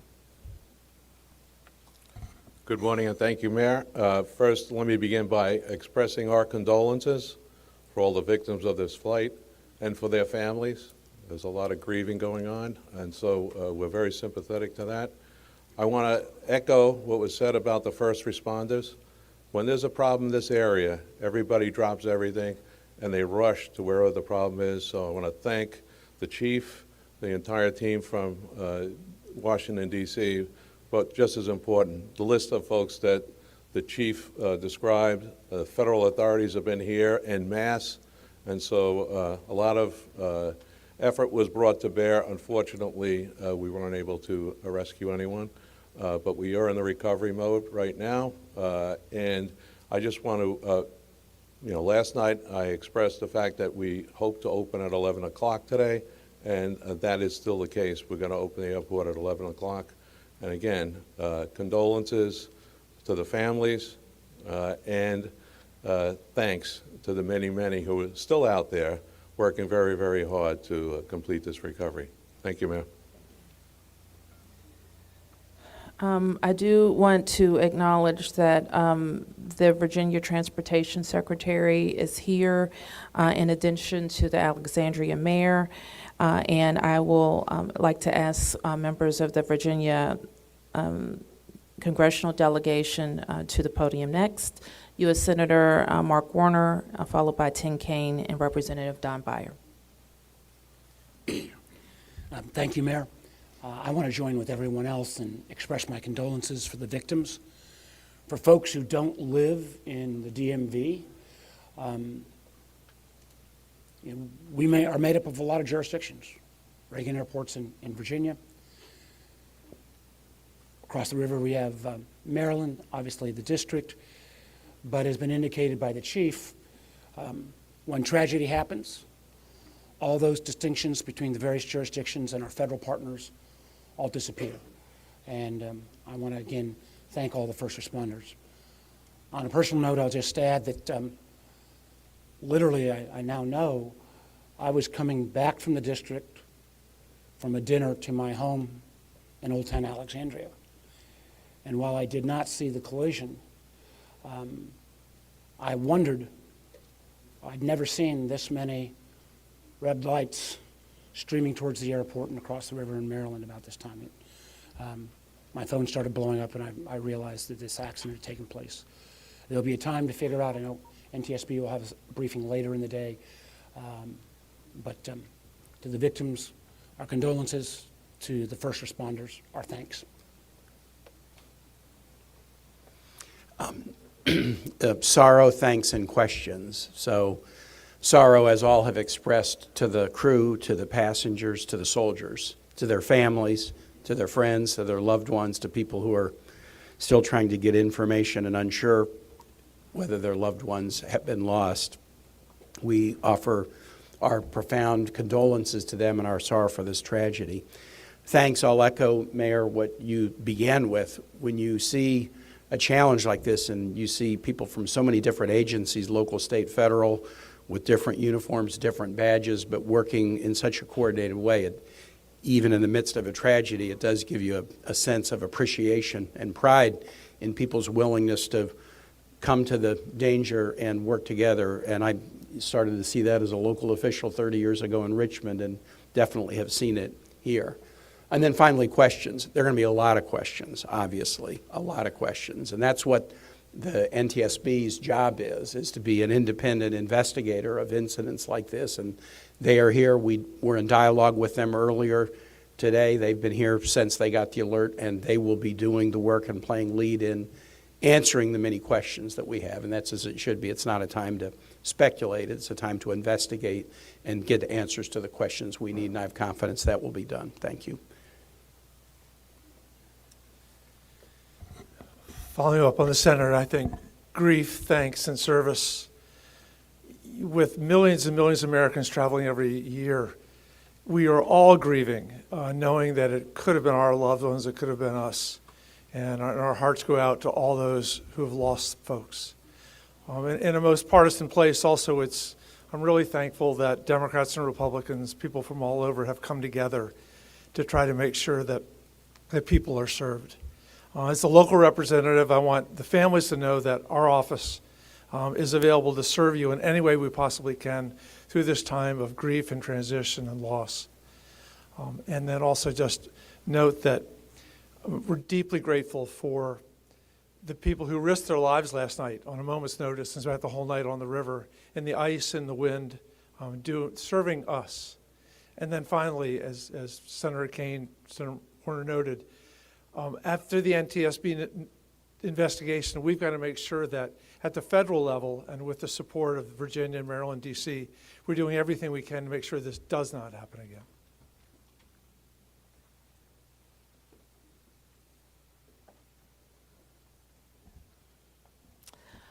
So with that, it's been said already that the National Transportation Safety Board becomes the lead agency in the investigation.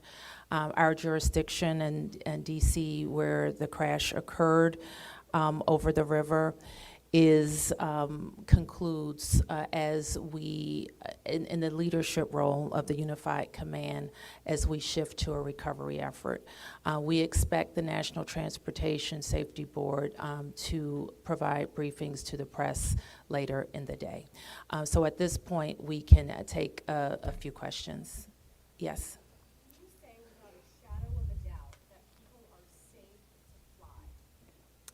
What we can talk about today is what happened here with the collision of these vehicles. We've said what we know, and that the National Transportation Safety Board continues to investigate. I don't know that any of us have been briefed on anything that would suggest any other aircraft are implicated. Yes? You're still missing 30-plus people in the water. What are some of the challenges in recovering them right now? Chief. So the rescue operation, or the recovery operation, goes on. It's a lot of touch and feel in the different parts of the plane or in the helicopter, and the crash area is a little spread out, so we've got some work to do. And I think it's a pretty normal type of situation. I don't think it's extraordinary. How spread out is this debris field? So the wind started blowing last night, so we've had debris travel from the airport down as far as the Wilson Bridge. Mile-wise, how far is that? I couldn't tell you. Less than a mile. This is a question for CEO Carter. You're going to open the airport at 11 o'clock this morning. How are you going to do that? And what impact is that going to have on operations, on passengers, on people's anxiety? How are we going to do this? Well, we're going to open the airport at 11 o'clock. It's safe. We've worked with all the federal agencies, FAA, and you know, it's been determined that we can open that airport safely. The recovery effort that's on our property is on the waterfront. Our primary runway, 119, will be open.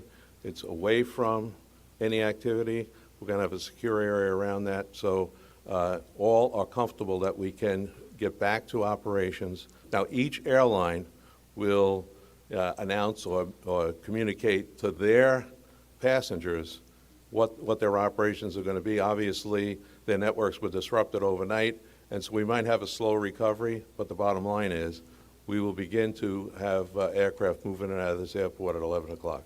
Okay, so 1, 2, 3.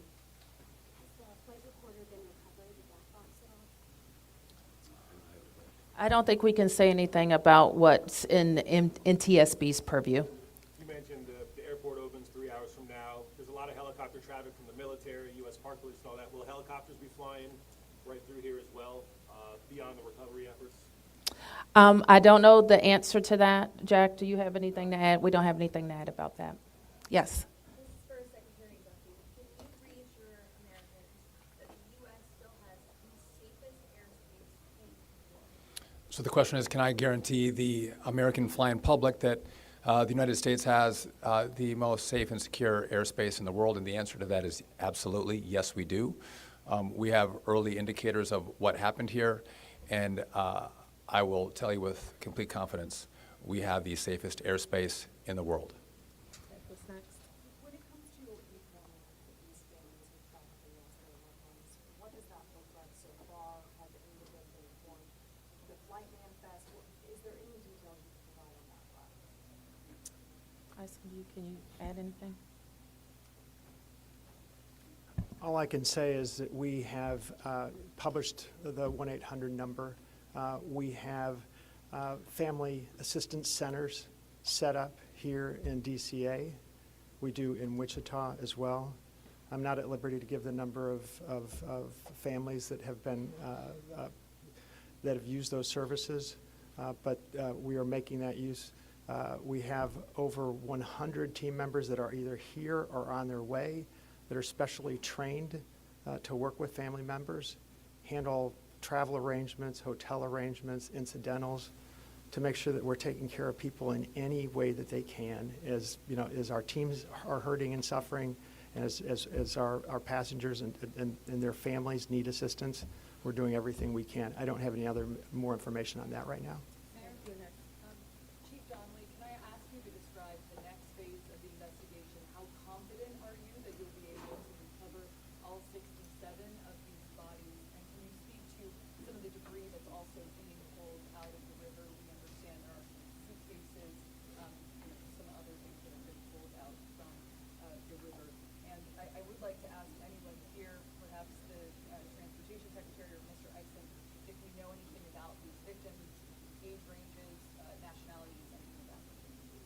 So the next phase of this operation is going to be led by the NTSB. All of us are working together, though, to search the area and to find the victims. I'm confident that we will do that, and that will take us a little bit of time, though. It may involve some more equipment. As far as the things being collected, I don't have personal knowledge. I know that we have been collecting debris that you would expect to see from a plane. Anything about the victims? So the question is about the victims. The NTSB is going to lead that portion of the contact with the victims. I believe American is going to be involved with that as well, and so will the FAA and the Department of Transportation. Secretary Duffy, we're going to take some questions over here. 1, 2, 3, 4. For Secretary Duffy, the flight path that the helicopter was on, is that a common flight path, and is it normal for helicopters to get clearance to cut across busy approach paths? So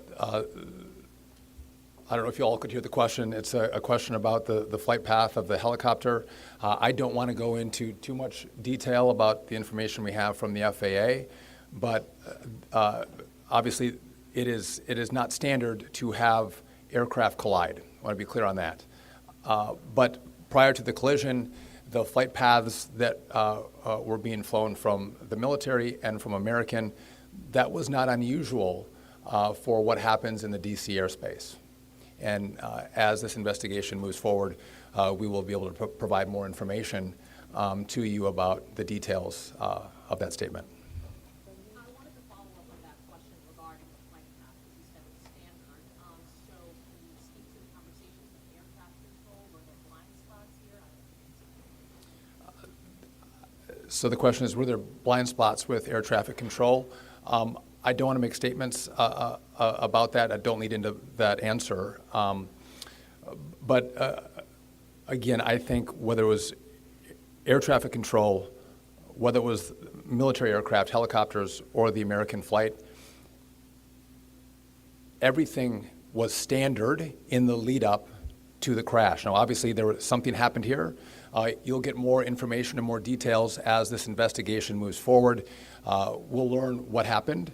But again, those who live in the DC area, we see military helicopters fly up and down the river. It's a standard path that they fly. They're used to aircraft landing at DCA, and there's a procedure in place because this happens every day.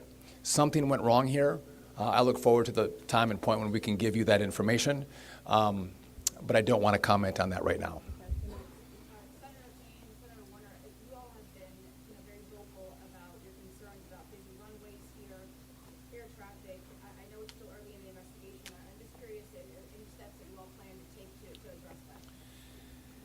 We have raised this issue continuously. We've got very busy airspace. I think we will ask questions, but at the appropriate time. We are in this period right now where families are still being notified. We're trying to figure out what happened. There'll be time for those discussions, I think. Yeah, I'd just say the same thing. We've been pretty plain about our concerns, but it isn't a good time to speculate right now. We have faith that the NTSB will provide the answers about this. Okay, you fourth here, and I'm going to take 3 in the middle, and then we're going to have to wrap 1, 2, 3 after this young man. Thank you, appreciate it. Chief, I know I can imagine it must be traumatic for the first responders that did this. How are they doing right now, and are you all going to be offering any services to help them as they process this? So thank you for the question. Our first responders are resilient people, but yes, this call will be hard for them. Our peer support teams are already engaged with the responders, and we'll be following up on that to make sure that they're okay. But I think the concern is real. What kind of communication was it between the helicopter and the tower, the plane and the tower, and the helicopter and the plane? I don't want to say too much on the communication between the helicopter and the tower and the airline and the tower, but I will say this: there was communication. It was, I would say, standard communication. So there was not a breakdown, if that's your question, in communication between the military helicopter and the American Airline flight. There was communication between the aircraft and the tower. Was the plane aware there was a helicopter in the area? I would say the helicopter was aware that there was a plane in the area.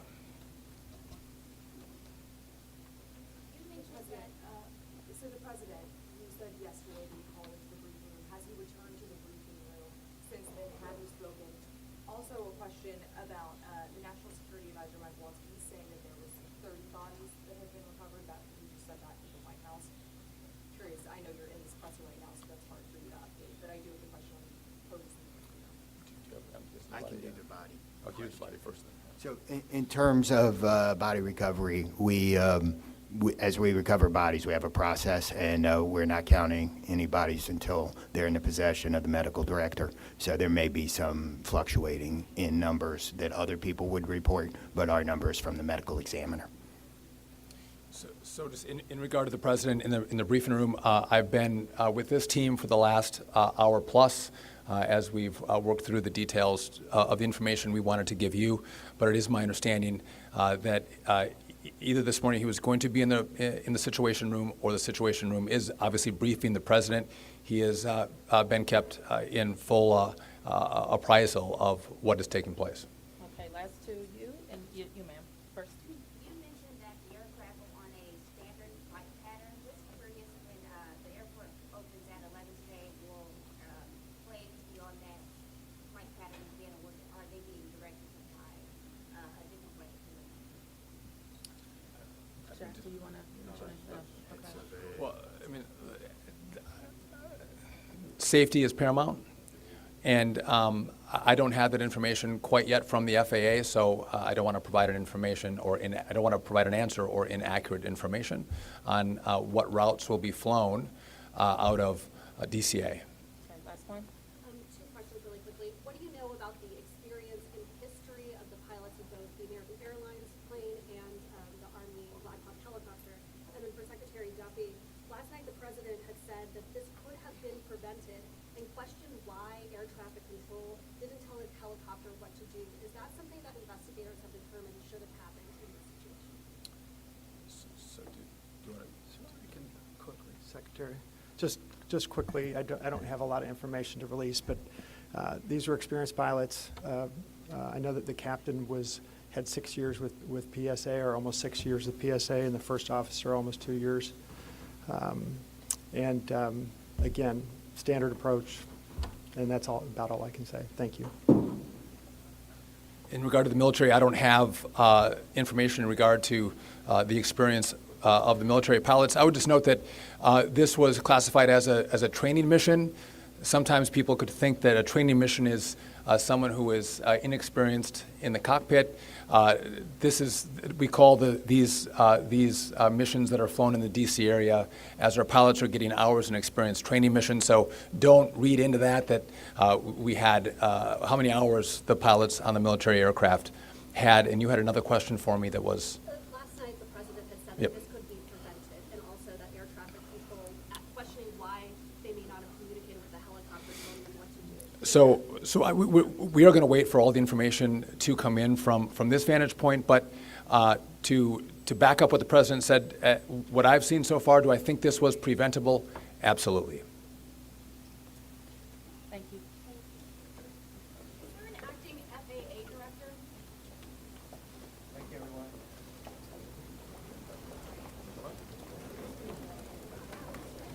All right, we just finished up with a news conference there from several of the leaders in the area that are involved in trying to, in the search and recovery, trying to figure out exactly what was going on. We heard from the mayor of D.C. We also heard from a lot from U.S. Transportation Secretary Sean Duffy, talking about, on multiple occasions, said that the helicopter was in a standard pattern. The American Airlines flight was in a standard flight pattern as well, and it's not unusual for these aircraft to be in the same space. He says it happens all the time. He also talked about how they've located the fuselage of the American Airlines plane. It was in 3 different locations, and it was in waist deep water, so they're still working on that. And NTSB will analyze everything that they find and then try to come up with some answers as to why this happened. And the Chief Donnelly, said He also talked about how they're switching from a rescue to recovery mode. That's what really stood out to me, you know, because we're talking about human lives here. Yes, this is a breaking, developing news story, but these are real human lives that we are talking about. And that's the part that really stuck out, that coming from the D.C. fire chief, that this is now turned to a recovery operation. He also gave us a little bit of fluctuation with the number of bodies recovered so far. He says they're counted as they go through the medical examiner's office. So he gave a slightly different number than what we had heard from CBS News. But of course, we know that there will be 67 Unfortunately, 67 bodies that will be recovered at the end of the day here. The Transportation Secretary, something else that stuck out to me, Annie, was he also said that though these aircraft are often in the air together, this was preventable. Right, and that was my takeaway. What struck me, there were a lot of questions that he took regarding that flight pattern question, because as Wisdom said, it is not unusual. He was reiterating that the helicopter and the American Airlines flight shared that space, but clearly something happened.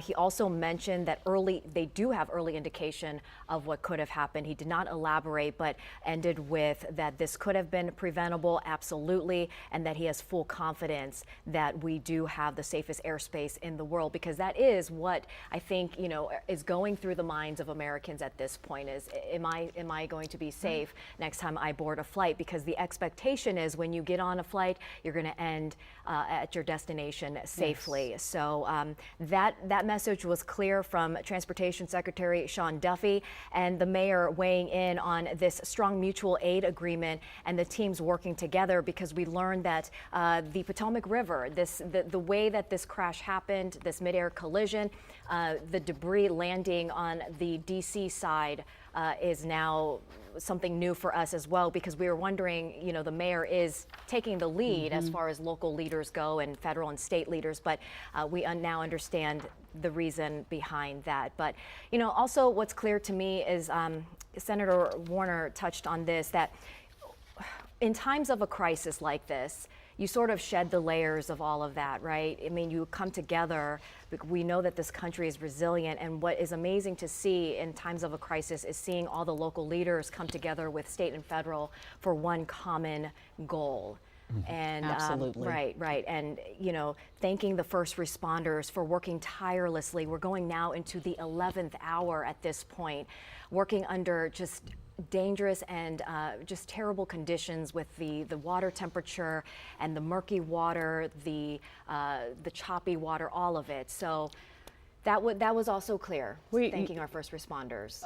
Another person there sort of out of the realm of emergency personnel and politicians. We also heard from the CEO of American Airlines, Robert Eisen, and just opening up with how heartbroken he was for crew and the passengers. And he also mentioned those aboard the helicopter. And what stuck out to me with that, you know, because it's often we sit here and we complain about all the airlines, this and the prices and all of that, but we see when tragedy hits like this, he talked a lot about the GO team that is on the way here now to this area to make sure that all the families affected, and trust, it's not just these people on board, not just the crew, not just the soldiers, it is all the family that they leave behind, that this GO team will help with everything that they need, from travel arrangements, hotels, and all of that moving. And all of that moving forward. So to hear that from a huge corporation that could just say, you know,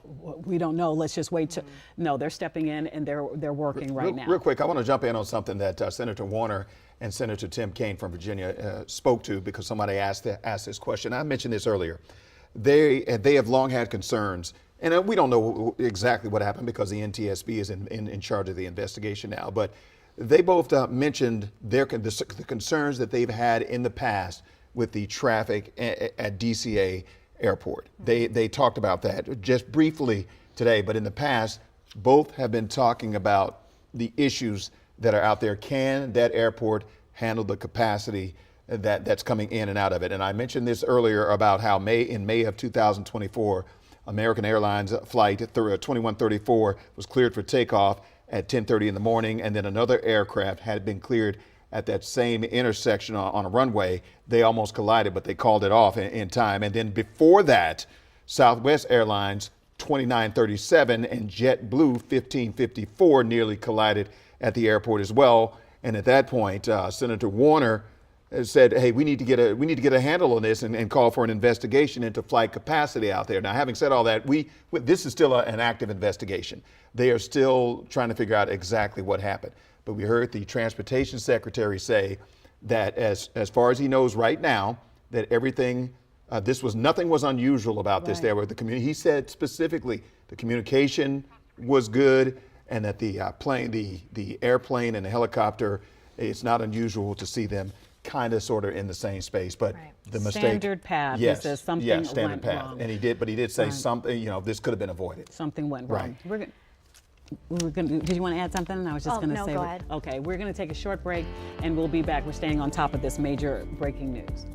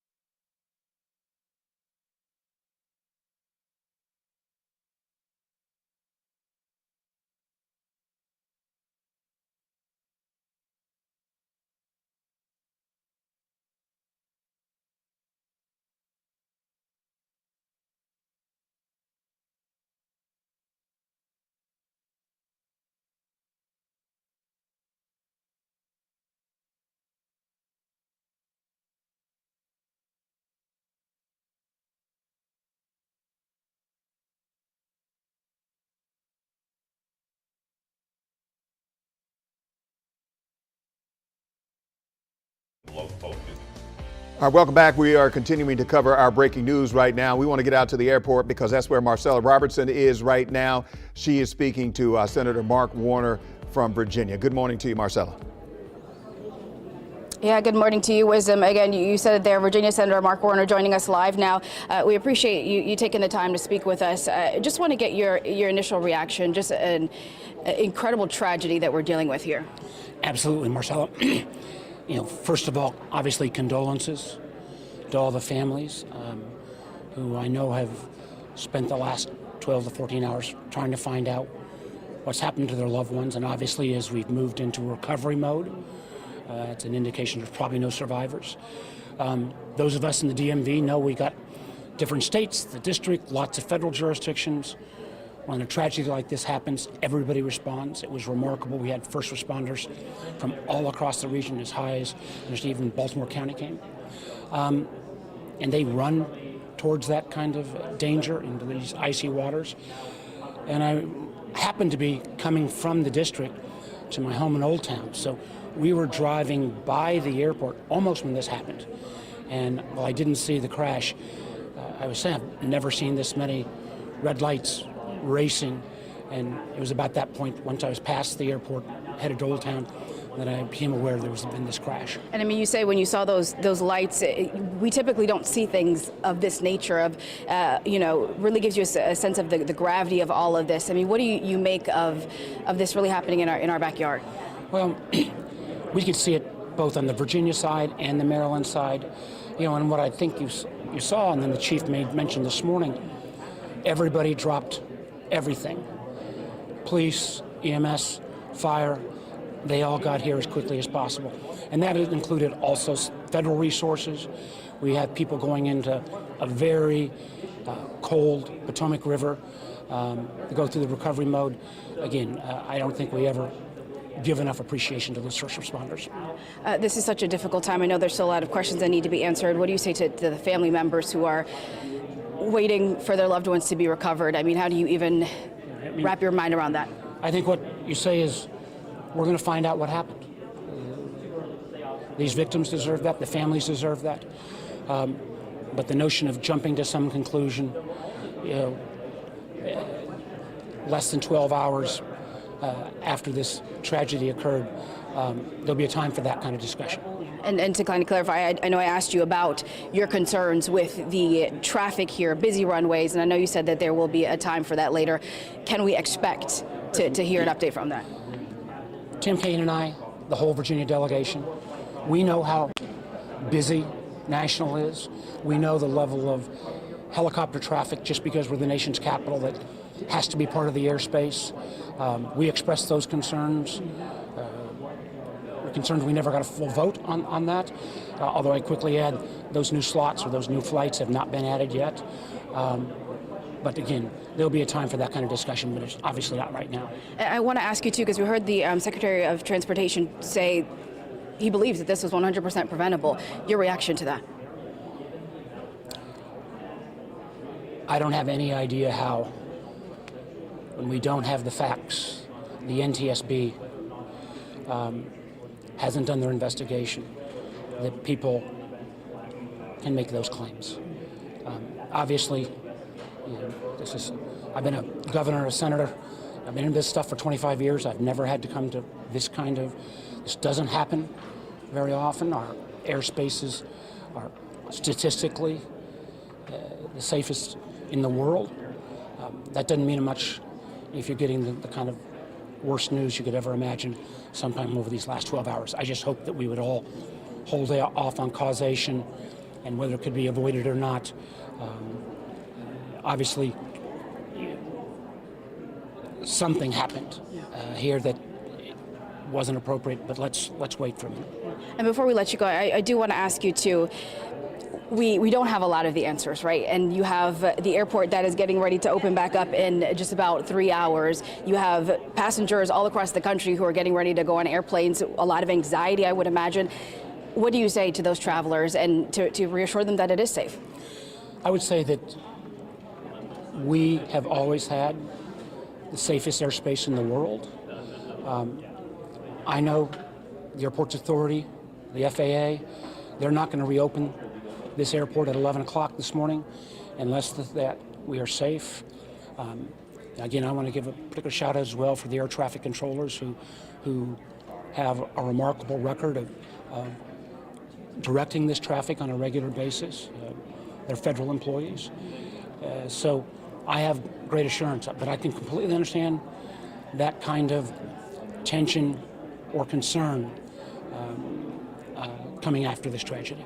We really appreciate your time, and I know a lot of the focus right now will be on the family members, first responders who have a difficult task ahead of them. Thank you so much. Yes, ma'am. Thank you. Appreciate it. There you guys, again, if you're just tuning in, that was Virginia Senator Mark Warner talking about, everything from the first responders to the scope of this tragedy that we're dealing with. Again, we just got an update from officials about an hour ago. We now know that a total of 28 bodies have been recovered out of the Potomac River so far, 27 passengers from that American Airlines flight and 1 soldier from that military helicopter.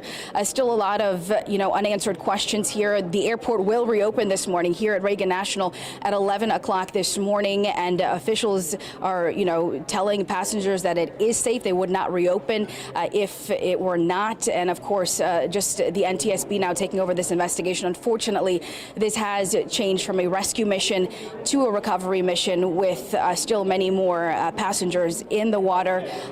And the first responders have just such a difficult task ahead of them, both physically and mentally. Guys, back to you. All right, Marcella Robertson reporting. Thank you very much. We want to continue our coverage right now and get out to Jacqueline Quinn to give us a live update on where things stand from her perspective. Good morning. Yeah, as you heard there, officials talking about how this is switching over from a rescue operation to a recovery operation at this point. But we're not seeing, the strength and numbers out here diminish, because we're still seeing the response out here. Much of that focus over here towards the water. We're standing as close as we really can get right now to see all of the vehicles and response. That's where the boats have been taking off. The helicopter has been taking off right now. It's actually stationary, parked there at the area. But we had heard from the conference that they have located these two aircrafts out there in the water. That's about 3 miles away from where we're standing. This is just the staging area where all the personnel and the equipment have been coming through, but a very massive response. And I can tell you, again, going over the numbers, that they have recovered the 28 victims, including one of the personnel that was on the military Black Hawk helicopter. So the concentration of personnel, equipment all over out here on the Potomac, and we have seen much of that move in and out of this space. So I'll point out, now that we're seeing daylight, all of the agencies that we're seeing out here, we know that DC Fire is out here, and we have had multiple other agencies, local, Alexandria, as well as the airport fire and the Park Service as well. All of this to continue looking for those who are still missing. And you've heard about it. The conditions on the water at this time are very hard to navigate, extremely rough, according to the DC fire chief. He talked about some areas waist deep water, 18 feet. And then you can see from out here, it's icy, okay? It's very cold this time of the year. It's murky, and it's still moving down there, and that's why these are very extremely rough conditions. Now, it's been really just a lot of work to continue to help find these victims. We've heard about some of the anguish, some of those feelings from loved ones and friends that are waiting to learn more about those passengers that were on board that plane. No names released or yet confirmed at this time, though we did hear, at least through the U.S. Figure Skating Organization, that they have confirmed there were members of their organization on board. I'll go briefly over their statement. They talked about our skating community were sadly aboard American Airlines Flight 5342, which collided with a helicopter yesterday evening in Washington, D.C. These athletes, coaches, and family members were returning home from the National Development Camp held in conjunction with the U.S. Figure Skating Championships in Wichita, Kansas. They're devastated by this unspeakable tragedy and hold the victims' families closely in their hearts. As we mentioned, of course, multiple agencies are aware, as well as the president. He's issued a statement on this, and people still learning about this are now concerned. Perhaps they haven't been able to get in touch with a loved one or a family friend member, and there is a number to find more information on this, and I'll share that with you right now. That's 1-800-679-8215. Again, 1-800-679-8215. Again, now this is turning over to the NTSB. They're investigating, but they have been here on the scene since this has happened. People wanting to know, or the question is, what happened here? Why was perhaps this military helicopter flying so low? All these things will be stuff that the NTSB will have to be looking at. And the latest, as you heard, they're going to try to open up the airport back at 11 today. For now, I'll send it back to you guys. Alrighty, Jacqueline Quinn reporting live for us at 8:25. We have certainly learned quite a bit of new information, especially from that last press conference or news conference that took place with multiple local leaders. You had state, federal leaders, congressmen, senators weighing in on it. But we will have more for you. Stick with us as this breaking situation continues to develop. We'll be right back.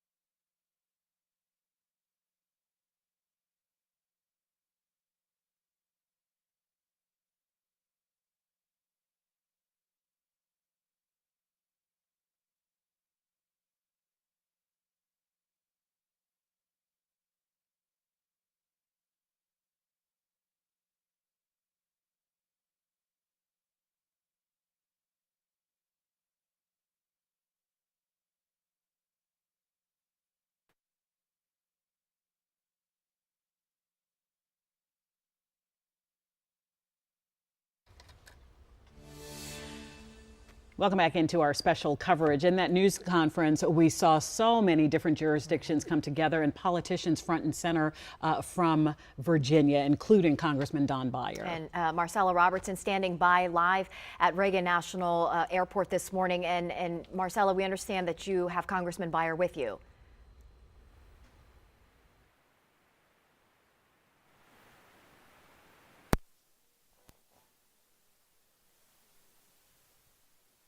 Situation that we're dealing with here?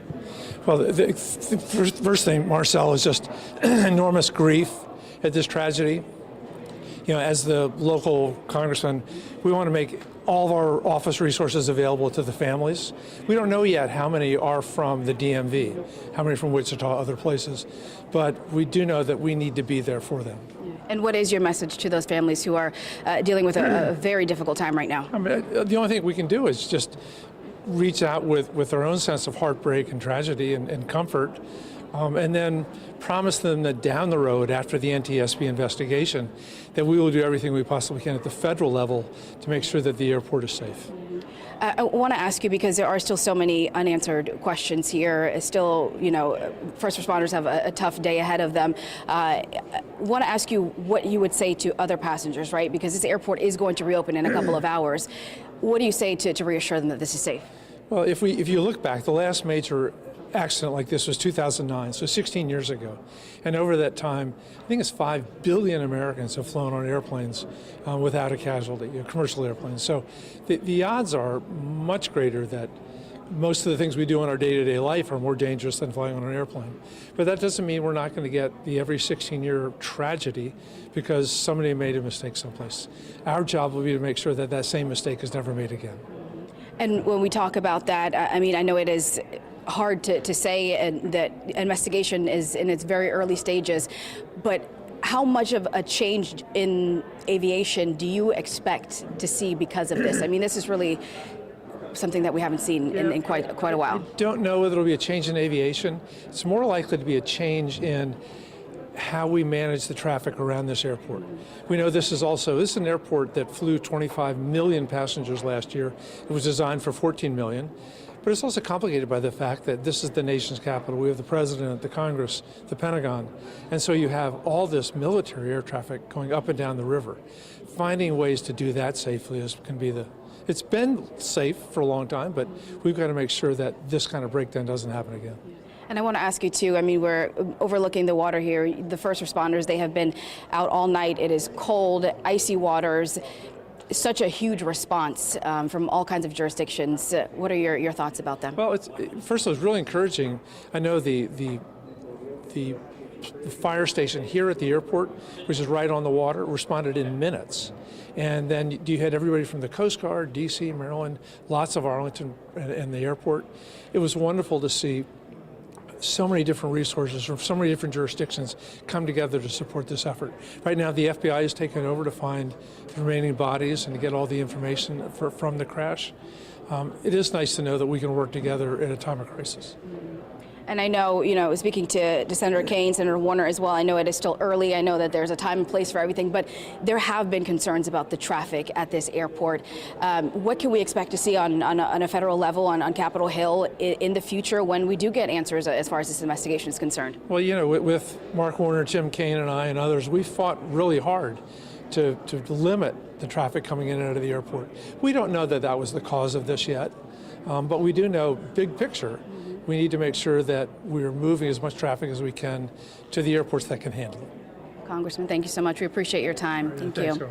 Thanks, Marcel. Again, just a really somber morning here at Reagan National. It is 8:30. That airport is expected to open back up here to passengers at 11 o'clock.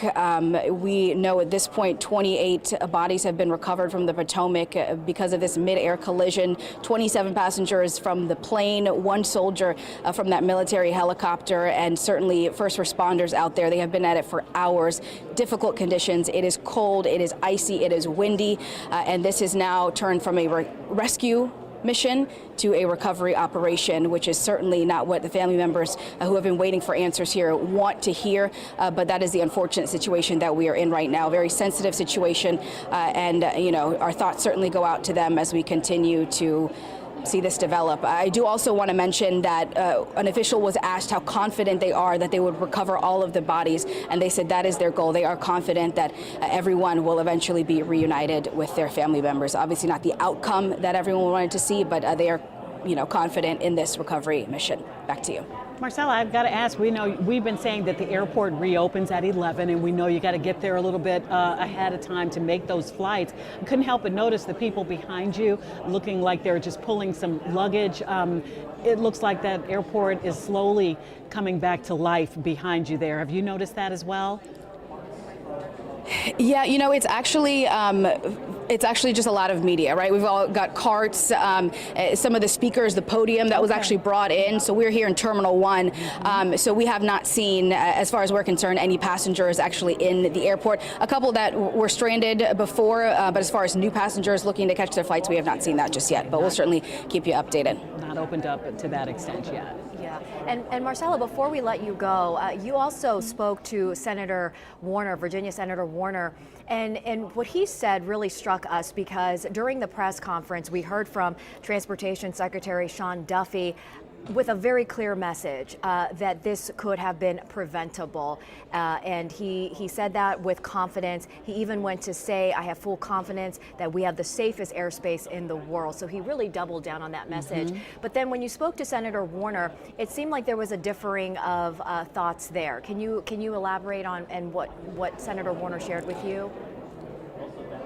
Yeah, absolutely. And I think, it's important to say when I asked him that, what he thought about those comments, that I think, officials here, many of them really just want this investigation to play out, right? Of course, this is a very sensitive issue. You have family members that are waiting for answers. They have family members that are waiting for their loved ones to be recovered. So I think they want to be respectful of that and let the NTSB do their investigation, do their due diligence before any kind of statements like that are made. And I think once that information is out and available, then we can certainly see, what steps will be taken on a federal level. But I think that is a sense that I got from Senator Warner, that just want to wait until all the facts are in front of him. All right, Marcella Robertson reporting from Reagan National this morning. Just a heartbreak beyond measure at this point. Yeah, just unimaginable to think that it was so close earlier. It had just gone on flight where that's what we go on. We're picking somebody up. We want to know if that flight's on time. Are they delayed a little bit?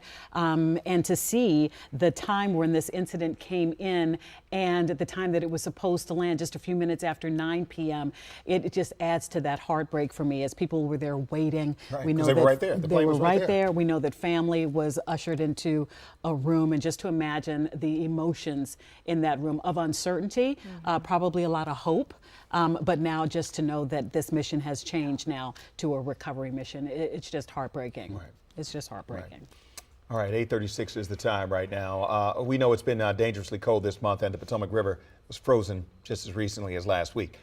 Jonathan joins us now to walk us through the conditions that victims and emergency response crews are dealing with right now. And Jonathan, we know you're not a professional diver, but you do have some experience when it comes to scuba diving. Yeah, I am certified. I'm actually a what we call a PADI recreationally certified diver, so I'm certified to go down about 40 feet. Of course, I would never dive in anything like these professionals are right now, all those folks that are involved in the recovery efforts. But I do know that compared to some of the diving suits that I would wear for diving, I mean, these folks are fully covered up. Now, also I know that it can get dangerous when you can't see ahead of you, when you have very low visibility. These things, like we have a shipping channel, the Anacostia shipping channel here, some shallow kind of muddy waters, makes things dangerous. You can't really see so much what's ahead of you. And of course, it makes it very difficult, to expedite the recovery effort. And then on top of that, on top of currents, we're dealing with very, very cold water temperatures. The Potomac River buoy that's nearest to the site here, nearest Reagan National Airport, water temperature now at 36. That becomes hypothermic in about 15 to 30 minutes and even fatal in about an hour or so's time. Buzzard Point not too far away at about 42 degrees in the water there. Now in the air, temperatures aren't much different. It's 38. Take a look down DCA Way. The winds have calmed down, so that's the wonderful news about the at least weather aspect of this. Yesterday, when this collision happened, winds were at about 26 miles an hour. All those skies were clear, visibility unlimited. But now the winds have died down, so that will especially help those folks involved in the recovery effort. Just to give you an example of what these folks are probably wearing as they're going into the water, remember, this is guidance for water less than 50 degrees Fahrenheit. Our water temperatures, they're about 10 to 15 degrees colder. So it is dangerous to be in there for any extended period of time. So we're talking dry suits here, keeps a diver going in totally dry. It's waterproof in the zipper, and also tight seals around the wrists and the neck. This is not like tropical diving gear here. You've got gloves, caps, socks, boots, shoes. So they are fully clothed and dressed here as they are going into the water. But again, still very treacherous conditions in these midwinter frigid, especially after this big cold blast conditions that we've been dealing with as of late. All righty, Jonathan, thank you so much for that insight. We appreciate it. Right now, though, we want to get over to Lindsay Nance to go over the traffic workarounds that this huge recovery effort is causing. That's right, Allison. I've been tracking these road closures for you, going on about 5 or 6 hours now, as we are starting to see that traffic impact around Arlington. So a heads up, if you live or work pretty close by to Reagan National Airport, DCA, we do have a lot of adjacent roadways still completely closed down, and I do believe these will remain closed until at least a little bit closer towards 11 a.m. when we are expecting Reagan National Airport to reopen. In the meantime, we have all of those ramps from GW Parkway to Reagan National completely closed, as well as Route 1, that's Richmond Highway, closed at the Airport Access Road. The Airport Access Road itself is, of course, also closed down. And then closer towards those recovery efforts, we have a lot of closures in Southwest. That's going to be Potomac Avenue from 2nd Street all the way to South Capitol Street. And then we have 2nd, 1st, and Half Street completely closed from Q Street to V Street. And then V Street itself also closed down. So really, if I were you, I would avoid this area around Audi Field for as long as you possibly can. If you have to head into downtown DC, we do have South Capitol Street open, as well as P Street a few miles north of where that active closure is in place. All righty, Lindsay, thank you so much. Please stick with us. We continue to follow this developing breaking situation, this mid-air collision over the Potomac River involving 2 aircraft. It continues after the break.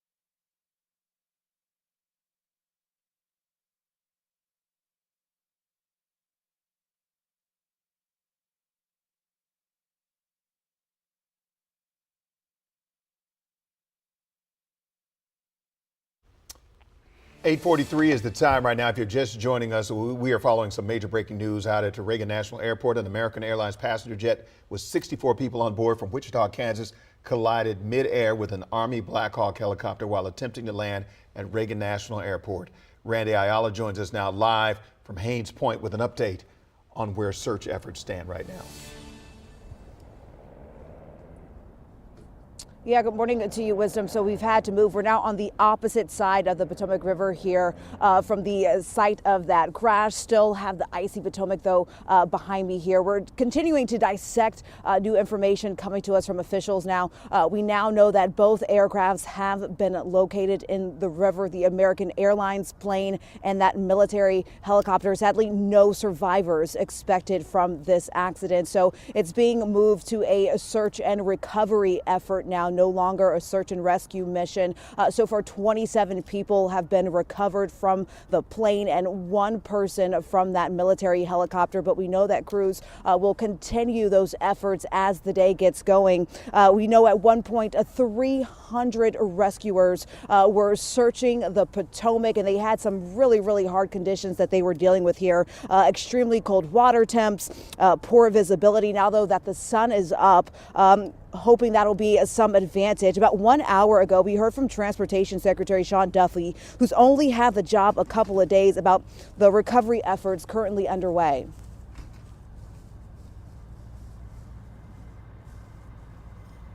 We have located the two aircrafts.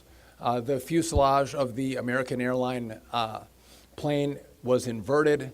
It's been located in 3 different sections. It's in about waist deep water, so that recovery is going to go on today. As that recovery takes place of the fuselage of the aircraft, NTSB is going to start to analyze that aircraft, partner with the FAA with all of the information we have to get the best results possible for the American people. Yeah, so we know that those recovery efforts will continue throughout the day. 2 more people needing to be recovered from that helicopter, dozens more from that plane. So we'll continue to follow what comes out of this. But again, this is the latest from Haines Point. I'll send it back to you. Randy, thank you very much. As we try to just unpack all the layers that are involved in this just horrible tragedy, we are trying to find voices that can really lend just some real weight to what we're talking about here. People who understand what it's like to be in the cockpit or be around aviation. And we're happy to be joined right now by John Gagliano. He is an aviation attorney and also a pilot, to walk us through what might have happened here. Good morning, John. Good morning. Good morning. What can you tell us when you saw this come in last night? What went through your head from your vantage point as a pilot and as a pilot? Yeah, there are sophisticated anti-collision technologies on these aircraft called TCAS. And so the first thought in my head was, why didn't TCAS prevent that? And as you kind of go through it, TCAS does not work close to the ground. There's something called a TCAS inhibit, and because there's a lot of traffic near airports, air traffic and airplane traffic, that function does not work below 1,000 feet. So would that have been both on that helicopter? Does a military aircraft, does that follow different rules as far as commercial aircraft here? We're told they were in communication with each other, is what we had heard from the Transportation Secretary, but can you speak to that? Well, they all follow the same rules, and those are Federal Aviation's regulations, and they also follow the same commands from the same air traffic controllers. And so the military does talk to civilian FAA controllers. There's not a separate military control system in the national airspace of the country. Okay. And John, when you hear from the American Airlines CEO, Robert Isom, say, you know, we don't know why the military aircraft came into the path of the PSA aircraft, what is going through your mind with your expertise and your in-depth knowledge? Well, the military aircraft is supposed to hug the east bank of the river, and they're supposed to operate at a different altitude and in a different airspace than the arrivals into Reagan.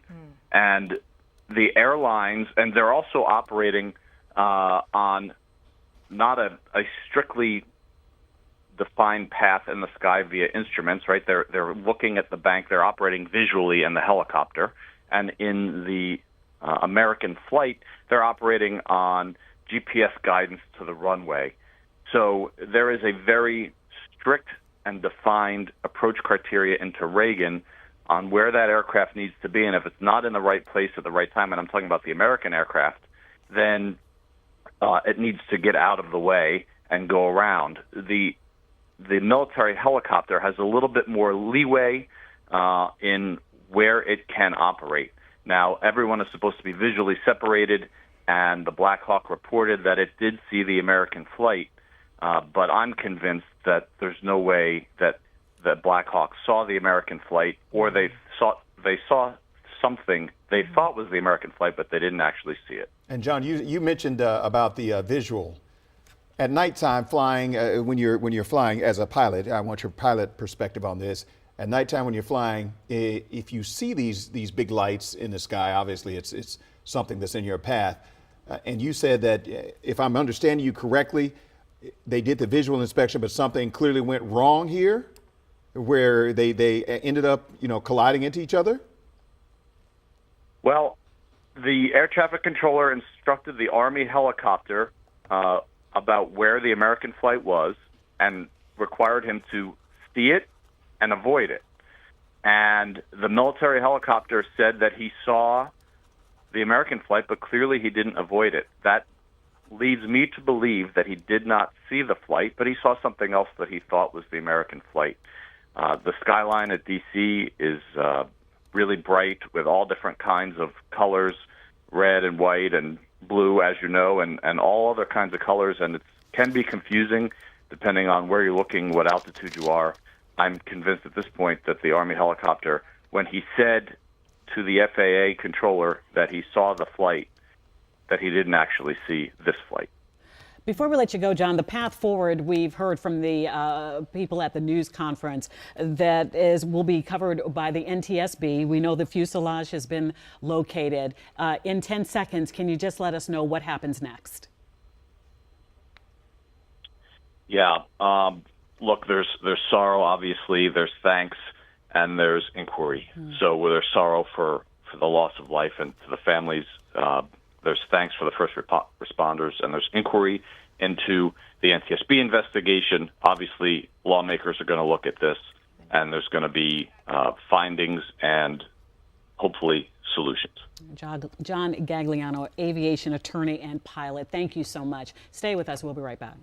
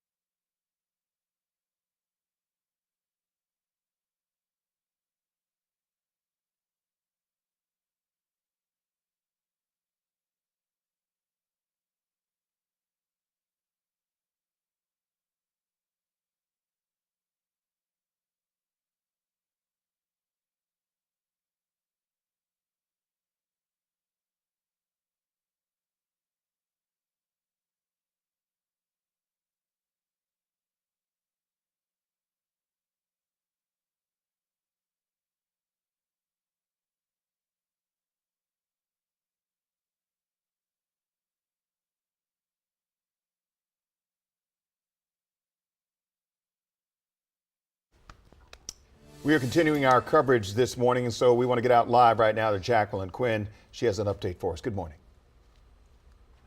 Yeah, good morning. So we know that, we've heard that this operation is switching from rescue to recovery, and we're really not seeing really a downscale of the operations out here where we're standing. But they did talk about how they found the two aircrafts, that plane, in 3 sections out there. But as far as the operations out here, again, numerous agencies still out here. We know that there's a tent closer to the water, and when we're standing out there, I'll step out of the way, where you can see the helicopter. This is where the DC Police Department has their air support. Right now, that helicopter on the ground, but there have been multiple in the air. There's also been numerous boats that have traveled back and forth through this area carrying likely supplies, divers at one point or another, and then there's just medical tents out here, numerous other fire department engines out here still standing by. So a very massive response to talk about out here as they continue to look for those who are still missing. This last update, we have 28 victims that have been recovered, including one of the people on the military Black Hawk. So the concentration for the personnel, they're staging here, and this is about 3 miles away from the crash site, which was near Reagan Airport. But again, people are still looking for those who are missing. So at this point, I'll tell you, there are multiple agencies from local, nearby, federal, state agencies, including the airport, fire department, DC Fire, DC Police, Alexandria Fire, the Park Service, so many others from nearby, about 300 responders at one point. But right now, they're looking for those who are missing because they found the 28 bodies that have been recovered, including one from the Black Hawk helicopter. But it is just quick work right now, especially in these conditions. As you know, it is very cold, frigid, icy, murky, and we have numerous resources out there. U.S. Figure Skating organization has confirmed that they're one of the organizations that know that they have their members that were on board that plane. They didn't identify. There are no names that are released at this point because the work here is still ongoing. So we're going to continue to stay out here and try to learn more details about potentially some of these victims. For now, I'll send it back to you guys. All right, Jacqueline Quinn reporting. Thank you very much. We'll be right back.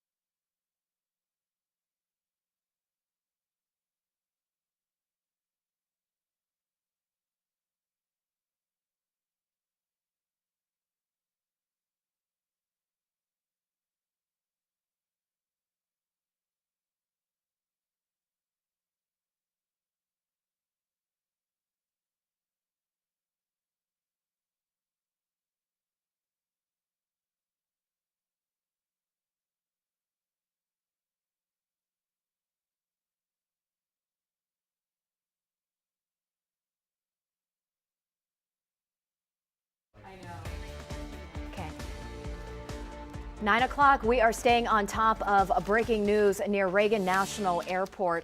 Right now, a recovery mission continues after an American Airlines plane heading from Wichita, Kansas, collided midair with an Army Black Hawk helicopter and crashed again midair into the Potomac River. Now, we do have video of that moment that midair collision happened, but of course, we're talking about the life of loss in a very tragic way. So we do want to warn you that the video you might find incredibly difficult to watch. If you choose to, here it is. This is courtesy of EarthCam. You can see the moment here. You see a flight going, the flight that's coming in, that's another plane. You're about to see the collision here between the Black Hawk helicopter and that American Airlines flight. You saw that fireball and then the what's left of the helicopter and the airplane sort of slam right into the Potomac River below, about 300 feet below. This is a live look at the scene right now. More than a dozen agencies are helping out. They've been out there for about 12 hours now. Less than 2 hours ago, we learned that officials do not believe that there are any survivors. This is now a recovery mission. 28 bodies have been pulled from the water so far. 67 total people were involved in this crash midair collision, and that includes 60 passengers and 4 crew members on the American Airlines flight, and then 3 soldiers aboard the military Black Hawk helicopter. All right, we are continuing our team coverage on the helicopter and plane collision near Reagan National Airport. We want to bring in Jess Arnold now for some more context on about what happened. Good morning, Jess. Good morning. Yeah, you know, I was listening into that 7:30 presser, so we're getting ready here for the Wichita presser, of course, where we'll hear more over there. We were waiting to hear, of course, for American Airlines CEO Isom, and he was able to talk at the presser a bit about what they've been doing to mobilize their crews. We shared a little bit about his overnight statement, but he shared that they do have on-the-ground teams. They have their GO team. They have specialists in dealing with these families, you know, who are now suffering this unimaginable loss. So he said they have some of those stationed both at DCA as well as stationed in Wichita. So hopefully we'll hear a little bit more about those teams in Wichita at this presser, which should be starting here any minute. Again, that other one wrapped up about an hour ago. Now, in addition to him, we heard from the Transportation Secretary as well as, you know, the American Airlines CEO talk about the flight paths here. They both said they appeared to be standard flight paths, obviously, until that moment when this collision happened. So they're still investigating, of course, what exactly caused that. American Airlines said that their focus is on these families as well as their crew members. They're supporting PSA, which was that subsidiary that is. And now we're going to send it out to Wichita for that press conference. I want to first thank also the first responders in Washington, D.C., who have worked tirelessly throughout the night. And at this time, we have been told that there are no survivors.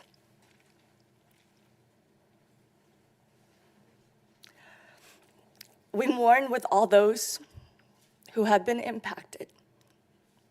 This is a terrible tragedy that will unite those in Washington, D.C. and Wichita, Kansas forever. As we know, an American Airlines jet carrying 64 people plunged into the Potomac River after colliding in midair with an Army helicopter on Wednesday night. We're hearing recovery teams in Washington, D.C. had pulled more than 24 bodies from the icy waters. We do not know yet final confirmation on all of the individuals who were on that flight. And of course, we will share that information, but not before families have been first contacted.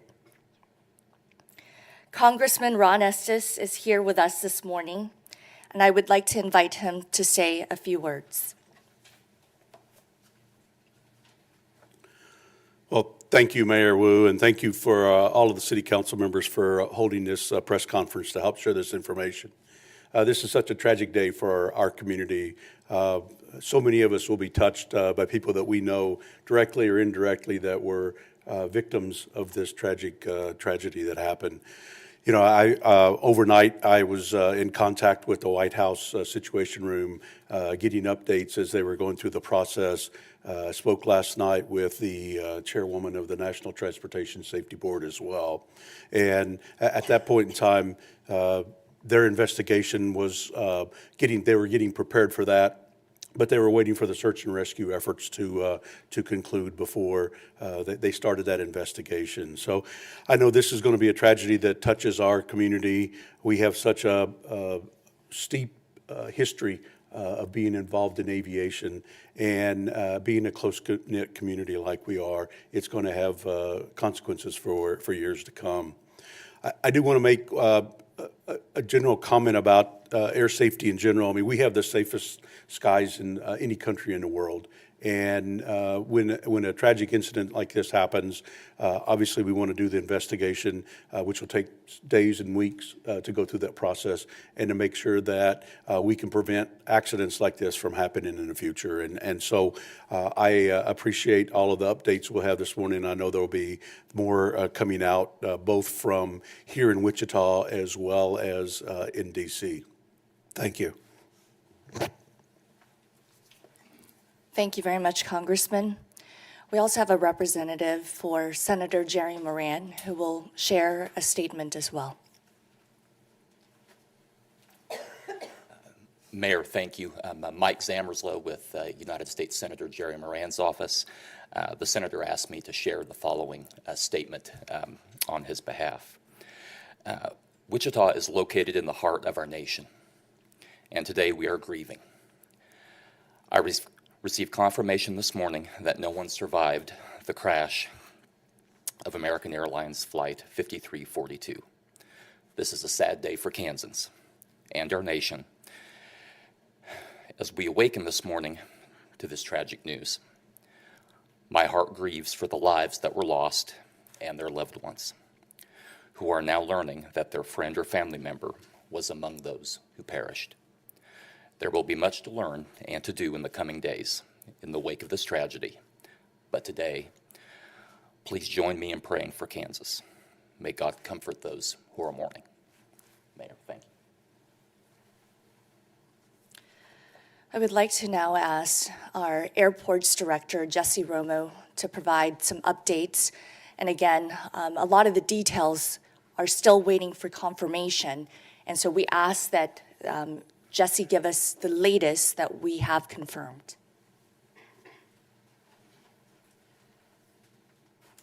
Thank you, Mayor. Good morning, everyone. Jesse Romo, Director of Airports, Wichita Airport Authority. I don't have a lot of official information to share.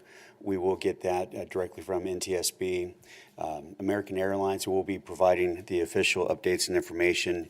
They do have a newsroom that you can go to online. The website is aa.com/newsroom. There is also an 800 number to utilize for the friends and family members of the people aboard the flight, 1-800-679-8215. I will say that airport staff did activate our family incident support team last night. And so if family members did show up to the terminal to have additional information, even for support, we were there with them, with our team of volunteers, along with other airline staff and representatives. The airport remains open. There is air traffic continuing.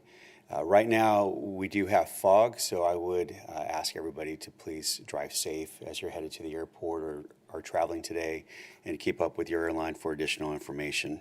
And right now, that's all I have. Thank you. I would like to say that Director Jesse Romo, City Manager Bob Layton, and several council members were at the airport last night as the care team got activated. I also learned from American Airlines this morning that additional care team members have come to Wichita and will be providing support for families as well as crew members. I am in direct contact with American Airlines to find out the confirmed information to provide to all of you. But I want to reiterate that any information should go to their hotline, especially for families. And that number that Jesse said already, but I will remind everyone to use again, is 1-800-679-8215. In addition, this afternoon at high noon, the Wichita City Council, in contact with the Greater Wichita Ministerial League and multiple faith leaders in Wichita, will be coming together for a community-wide prayer. And we ask that anyone who would like to join us to come to City Hall here in downtown Wichita for that community prayer. All are welcome. At this time, our community needs to come together to support the family members who have been impacted, to come together in honor of those individuals on that flight. And as a council, we will lead in bringing this community together to pray for our community, but also move our community to know that there are resources. And as a city, we will have additional resources, especially for staff who have been impacted. And I am again grieving with everyone in our community and those in Washington, D.C., due to this very tragic incident that happened. We will take a few questions at this time. Do you know how many of the passengers are Wichita residents versus traveling back home to D.C. or somewhere else?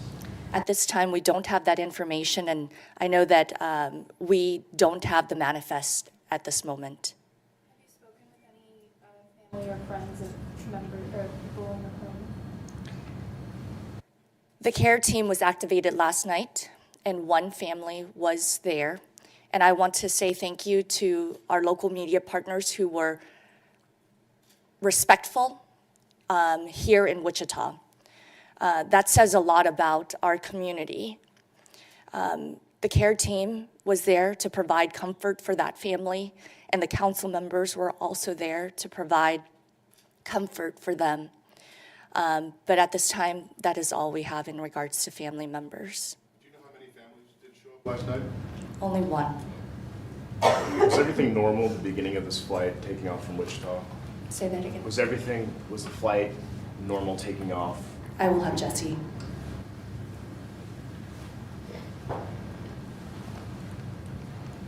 Yes, to our knowledge, everything occurred as normal, so there was no abnormality to the operation. Will this flight continue as normal tonight, or is this flight on hold? Any changes at all? I know Reagan National was shut down for a while. They have plans to reopen the airport, and I haven't heard yet when exactly they're going to open it. And I haven't heard specifically for this flight, but if we do have additional information, that will come from American as well. And so if folks are looking to fly on that route, just need to continue to check with American Airlines. Jesse, how many seats were on the plane on the 700? Was that 75, or do you know what it was configured to? Yeah, well, good word. The configuration depends, for each aircraft, but it is approximately about 75 seats normally, and I would have to get specifics on that aircraft, but I do have that at this time. Has there been any contact with Bombardier, especially with this being their plane? No. Do you know where they are in the process of contacting all the families? No, we do not. And most of this incident occurred at DC and is being managed by the local partners and federal agencies that are responding in the DC area. But as was asked earlier, the manifest will be managed by American Airlines, and that information will be disseminated through their official sources as well as NTSB. I know you said the flight was operating just fine. Was it delayed or was it running late at any point during takeoff? I don't believe so. I don't have that information, but I can look into that. Can you tell us anything about figure skaters, obviously, that were on the flight? You just hosted the U.S. National Championships. On social media, a lot of figure skaters coming out, just hoping for the best. Anything. I understand that some of that information is out there on social media or through other media outlets, but it's not information that we can share at this time. Mayor, can you talk about, we've heard from a few folks about how big this last weekend was with the U.S. Figure Skating Championship being held here in Wichita, and all of these young Olympic hopefuls, which would have grazed our living room in the future. Can you talk about just how big of an event this past weekend was and what it meant for the city to have these young skaters here in town? It was truly an honor to have future Olympians and those who are at the highest competition level of figure skating right here in the Air Capital. We were so excited to have the opportunity to host the national championship. And even yesterday, I had folks tell me how wonderful these last few days have been with additional individuals that came into our community, whether to watch or to participate. So our community was really excited and thankful that everything went well with the championship. And so right now, we're just waiting for more information from U.S. Figure Skating that we can release. But right now, we're just hoping and praying again. How do family and friends of folks on the plane get in touch with you all? I know there's a phone number for American, but if they want to connect with the local care team and they don't want to go to the airport, how do they do that?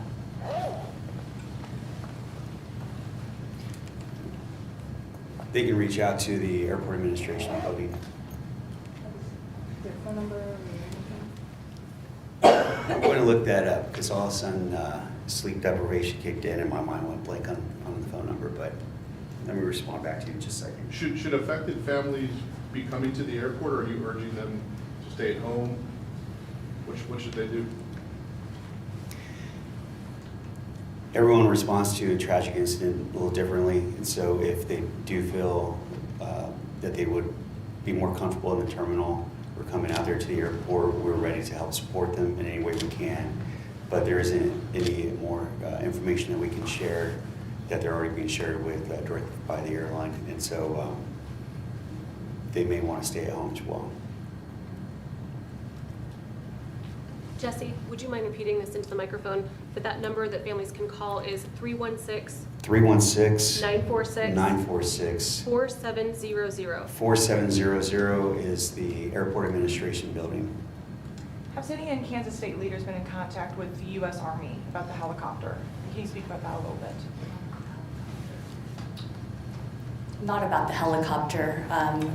I have been in contact with several of our federal legislators who, again, are sending their condolences, but this was very early. That was yesterday or last night. In regards to any additional investigation, I don't have any. Last evening, Senator Moran was in contact with the U.S. Department of Defense officials regarding your question, but also NTSB leadership, the CEO of American Airlines, and U.S. Department of Transportation leadership as well. How closely will you all, Representative Estes and Senator Moran, work with the NTSB and the FAA to kind of stay abreast of getting to the bottom of what happened? Well, obviously, there's a lot of information to gather around this process in terms of the flight plans and the incidents of what's happened, as well as what they discover through the recovery efforts. It's going to take some time, I know, for NTSB and the investigation team to go through that process, and so there'll be probably some slow release of information as they discover it and work through that. And I know that's frustrating for all of us to actually wait and not have the answers at our fingertips. Obviously, we're reaching out from our office, and both of the senators were in D.C. at the press conference last night, working through that as well. As I mentioned, I spoke last night with the chairwoman of the National Transportation Safety Board, and so she's got a team there at DCA and working together that information. So we'll keep in constant contact as we try to go through that. Congressman, I assume you've been on this flight several times in the last year. Does it give you pause in terms of the amount of traffic? I know there's a lot of talk this morning about the amount of air traffic around Reagan National. Does this give you pause about that situation and how that's managed right now? No, this particular flight's been in process for over a year, in use for over a year now. Obviously, it's important for us as a community to have connections, have a direct flight, particularly one of the most commonly routes that's traveled to in Washington, D.C. Obviously, with the Reagan Airport situated there on the river right across from Washington, D.C., there are some twists and turns that pilots and planes have to make as they're coming in and out of that airport. So it does require skill of the pilot to work through that. I don't have any hesitation.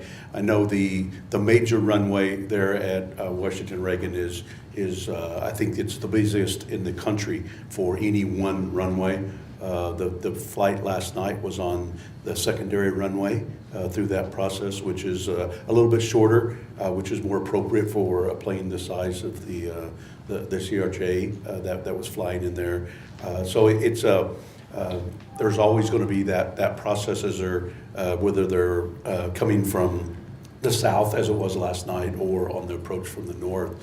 But I wouldn't hesitate to continue to fly in and out of Washington Reagan Airport, and including on this particular flight and with this particular plane. When can we expect more information on how many people on the flight were from Wichita? How many were figure skaters? And that's one of the frustrating things, I think, as we try to gather all this information. Obviously, there's a lot of concern about how families are going to grieve and find out, in some cases, find out the information. I know a lot of us in the community, myself and others, have been reached out by lots of friends around finding out whether we were on the plane or whether we knew of people that were on the plane through that process. I do know there's a time where we need to make sure that the families get the opportunity to be notified and the next of kin being allowed to know and being able to go through that process before we make that information public. So even though I'd like to be able to know that and know some of those answers to some of those questions, like how many people were from Wichita, how many people were from the Washington, D.C. area, it just unfortunately takes a little bit of time to gather all of that and make sure that the process is followed. And who's in charge of notifying families? As far as the notification, this morning, the Secretary of Transportation Duffy in the press conference in Washington, D.C. said that a lot of that notification is going to transition to NTSB and FAA, as well as working with American Airlines and going through that process. Congressman, you talked about how air travel is so safe. What would you say to people who have a little pause, of taking flights right now anywhere? Yeah, I think when you look at overall track record in terms of how safe within the United States air traffic is, I think it's been 16 plus years since there's been a commercial airplane incident in the country, and you obviously look at the number of miles and number of passengers flown versus other modes of transportation. I still feel confident that we have strong safety measures in our air traffic system, and obviously we want to make sure that if there are any areas that need to be improved, we work on those, and if there's something to be learned out of this lesson in terms of something that happened in this particular instance, that we'll take that lesson and move forward. Thank you. The Federal Transportation Secretary called the incident absolutely preventable. Do you agree with that? I'm sorry, say what? The Federal Transportation Secretary, Sean Duffy, called the incident preventable this morning. Do you agree with that assessment? I believe he has some more information than I do in terms of some of those details. Obviously, when we look at what we've been able to see so far, we've kind of conceded some of the flight path of the Flight 5342, as well as the flight path of the helicopter. What I haven't heard yet is all of the traffic between the air traffic control system and both the helicopter as well as the airplane. He may have access to some information that I don't have. Obviously, we want to make sure that there aren't incidents like this ever in the country. So we want to make sure that we put in procedures that work to make sure that we do prevent that.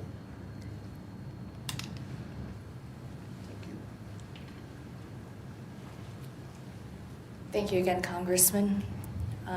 On behalf of the Wichita City Council again, it was just a year ago that we started this flight. I was actually there alongside Councilmember Glasscock and Councilmember Johnson. It was January 8th, 2024. The first flight included Congressman Estes and Senator Moran, who took that first flight from Wichita to Washington, D.C. We were very honored to have gotten that flight and continue to advocate for those nonstop flights out of our community. So again, this is a true tragedy and one that this council and myself want all of our community members to know that our hearts are heavy. They're also grieving. And we will provide the support that we can to those who have been affected. I want to say thank you, though, to several people who showed up last night and prayed over this council and those who are grieving. Pastor Bob Beckler, Pastor Ben Staley, and Rabbi Greenberg, who also showed up last night. I also want to thank the care team that is continuing to be at the airport there for families affected, as well as crew members affected and staff members affected. And I want to say thank you to City Manager Layton and his staff for gathering us all this morning and allowing us to also have a community-wide prayer in the council chambers here at City Hall at noon. Again, we will continue to keep the community updated as we have confirmed information. And we invite all of you to come to the community-wide prayer, and we welcome anyone to join us. Tragedies like this remind us that we are one community. Whether a Wichitan, a Kansan, or an American, we are one community. And in times of struggle, we do come together in grief and sadness to lift one another. Wichita is stronger because we are together. Once again, we offer our deepest condolences to all the individuals whose lives were lost and to the families who are grieving. Thank you.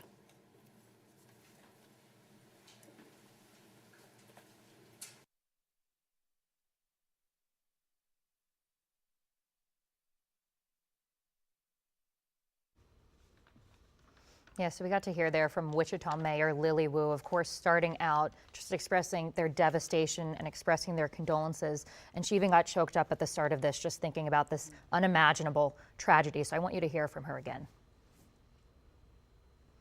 We mourn with all those who have been impacted. This is a terrible tragedy that will unite those in Washington, D.C., and Wichita, Kansas forever. Absolutely, it will. Both communities are thinking of the other this morning. We're still working to get more information on how many of those passengers might have been from Wichita, how many from this area. There are care teams set up at both airports, both by the airports as well as American Airlines, who is the lead on this. The Wichita mayor did say direct any questions to that American Airlines helpline, which I want to read for you one more time, 1-800-679-8215. Of course, it's the early stages of this investigation. They don't want to release anything before the families are notified. So we'll have to update you throughout the day, guys. All right, Jess, thank you. Yeah. Jess, thanks.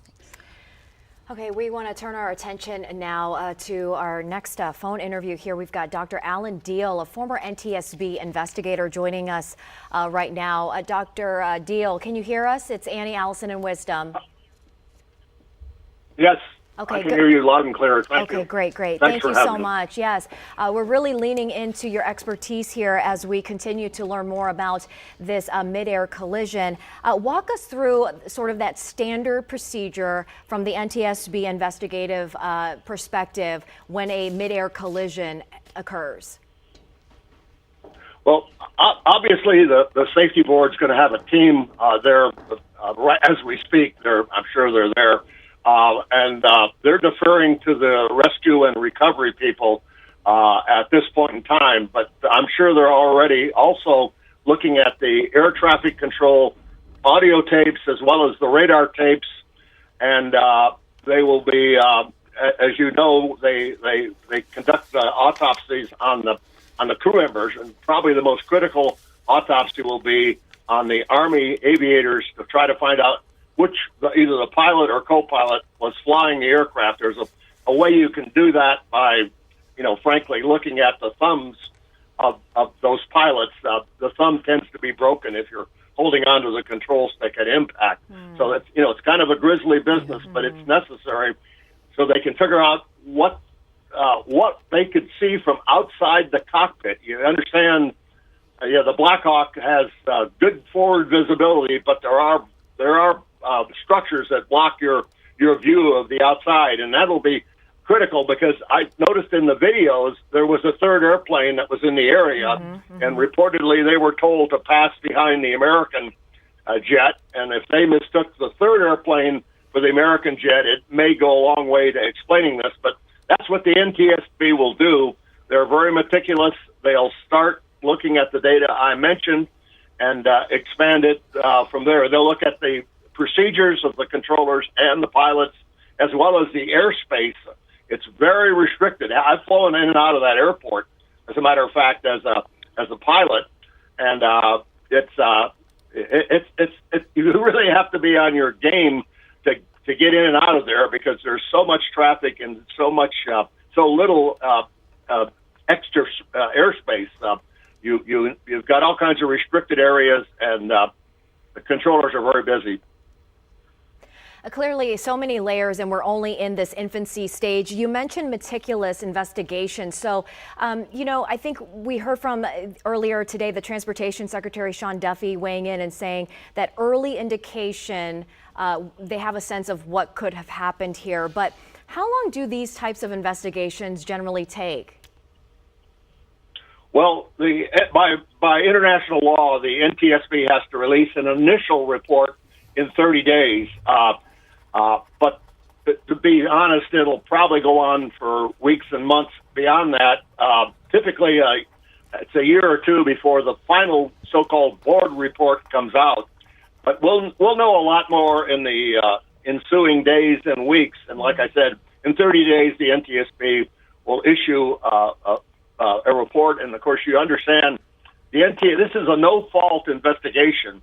The NTSB is different than, say, the FAA, which is going to be looking for blame, if you will. I've worked for the FAA also. So they'll be, this is strictly to find out what happened, why it happened, and how to prevent reoccurrences. So hopefully we'll know something within a matter of a few weeks. You mentioned the air traffic control recordings. What might we learn from them? Well, clearly, we've got to find out what the controllers on duty at Reagan Airport told the two pilots to do. It appears from the video that the helicopter coming down from the north merged with the American jet. But again, we don't know what the helicopter pilots acknowledged or what they said back to the controllers. And again, I'm an aviation psychologist. Voice inflections will be critical also because there may be an indication that the Army pilots didn't understand what they were being told to do. I'm only speculating. I'm not suggesting that's the case, but that's why the NTSB will be so meticulous about this inquiry as the days and weeks unfold. Now, Dr. Deal, from your perspective, and we'll let you go here pretty soon, though. From your perspective on this, if you're flying at night, and I know you said that there's another plane and we know about all that, but at night with those bright lights and those big planes, is there any scenario where you would not see that other plane and create this? And again, I know you're not investigating this, but you've flown before, and you said you've flown in and out of this airport. As a matter of fact, I also investigated the 1982 Air Florida crash at this airport. But you're right. You're absolutely right. The light, you got to remember at night, of course, the airplanes all have lights, but they're often obscured by the background lights, the city lights. So trying to pick out a particular airplane that you're supposed to cross behind, if that was in fact what is on the tapes, is very critical. And a lot of times it's difficult, especially at night, to see other aircraft when they're masked by the background lights of the city. You're correct. That's a big problem for pilots. Dr. Deal, you briefly mentioned that you were here for the 1982 plane crash. That's 40 years ago here in D.C. Eerily similar to what we are seeing play out, sadly, now today. In that case, Air Florida Flight 90 plunging into the icy water below. Again, in that situation, it was a passenger jet colliding with a Army Black Hawk helicopter, or excuse me, a similar situation. But if you could take us back to that and provide some perspective from your experience. Well, in many ways, it's vastly different. It was daytime. It was a takeoff accident. It involved some miscommunication on the cockpit of the Air Florida jet. The co-pilot realized that something was wrong. They had ice on the wings. They weren't going to be able to fly, and they didn't push their engines up to full power to avoid the bridge. So that was quite a bit different than what happened last night. Interestingly, in 1949, there was a very similar accident to last night, and that involved an Eastern DC-4. These are all 49. They were all piston-powered aircraft, and a Bolivian World War II fighter plane called a P-38, and they literally collided over the Potomac, not too far, as I understand it, from where this accident last night occurred. So that 1949 accident is much more similar, in my opinion. Now, I don't know I obviously didn't investigate the 1949 accident, but both aircraft, I understand, ended up in the Potomac, and I believe it was close to 50 people died aboard the Eastern airliner. The Bolivian pilot managed to survive. Dr. Deal, you also have investigated Black Hawk crashes, the very type of military helicopter that was involved in this mid-air collision. What can you tell us about maybe the maneuvering capability, what might have gone wrong? We, again, understand that you are not involved in this investigation, but just from your expertise, as we're looking at a Black Hawk right now. Well, one of the big issues, and the NTSB will do this, they call it, they'll do an optometric examination of what each pilot in the Black Hawk could see from his or her crew position. So they know what the view, the eye reference point is on the Black Hawk co-pilot and pilot seat. And you have vertical structures like the door frame, and there's a window partition that runs down the middle of the helicopter. I'm saying if, I don't know this is what the NTSB will have to determine. If the American jet was hidden by some of that structure for either one or both pilots, that will go a long way to explaining why they didn't react. And of course, I know Senator Duckworth flew the Black Hawk. She says it has great forward visibility. I agree with her, but there are structures that could have obscured the American jet, and particularly if you have a third airplane out there and you see that aircraft and you think you're looking at the American jet, you know you're going to be behind that other jet, so you might not be as alert continuing to look out. Now, I'm sure they were looking out, but you got to remember there's probably one of those pilots that's handling the radio, Black Hawk pilots that's handling the radios and also the maps, because they're in restricted airspace. And the reality is they know if they violate a restricted airspace or an air traffic controller instruction, they could be in disciplinary situations. They could, as a matter of fact, they could even lose their future civilian licenses if they get a violation. So these Army pilots, I'm sure they were trying to be very conscientious, but at night, under certain circumstances, I've seen it so many times over my 40 years of investigating plane crashes that they're victims too. They fall victim. They're only human, and it takes a number of seconds to react. So even if you did see the airliner at the last second, it would typically take 3 or 4 seconds for them to react, and then of course the helicopters got to react to the control input from the pilot. So we do know that this was a training flight. Does that factor in any way here with the Black Hawk helicopter? Well, it's probably the only thing that means is at least one of the Black Hawk pilots was probably an instructor, i.e. highly experienced. Right. So we don't know what type of training flight it was. We know they were out of Fort Belvoir, yes. But not really, except for the fact that you have to have. Normally, you have an instructor aboard if it's a training flight, so that'll be examined. And of course, the Army Safety Center is located in Alabama, Dothan, Alabama, and they'll be sending reps. The NTSB will have people, not only the Air Traffic Controllers Union, the American Airlines Pilot Union. They'll have the Army Safety Center, the FAA headquarters people will be there. So this is a team effort that the NTSB puts together. They call it the party system.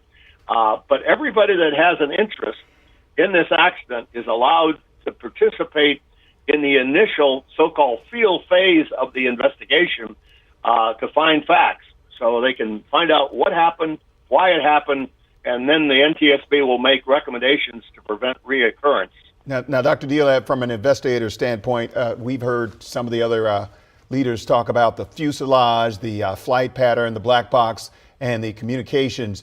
All will let them know what exactly happened and where the fault was. Give us some perspective as an investigator how that actually works when you take all this and you can actually put it all together somehow and say, okay, this is where this went wrong. Well, as I said, they're going to put together a group of people from each of those parties, the Army, the Pilots Union, the Controllers Union, and they try to make sure they've got all the facts, all right? And sometimes there's difference. Then eventually you have to do the analysis, and that's done by NTSB civil servants behind closed doors, because sometimes you'll get contradictory testimonies. That's understandable. Nobody wants to be quote unquote blamed. And by the way, I will repeat, the NTSB does not assign blame. They only find facts and interpret them. So that's the process. And again, like we said earlier, this goes on for typically weeks and months as more and more data comes in. But we're lucky in this case because there seems to be, first of all, videotape of the actual collision. We know there's radar tapes. Unfortunately, we don't have a voice recorder aboard the black box, aboard the Black Hawk helicopter. At least in my investigations, I've never known a Black Hawk to have a voice recorder. So we may not know what the two Black Hawk pilots were saying to each other.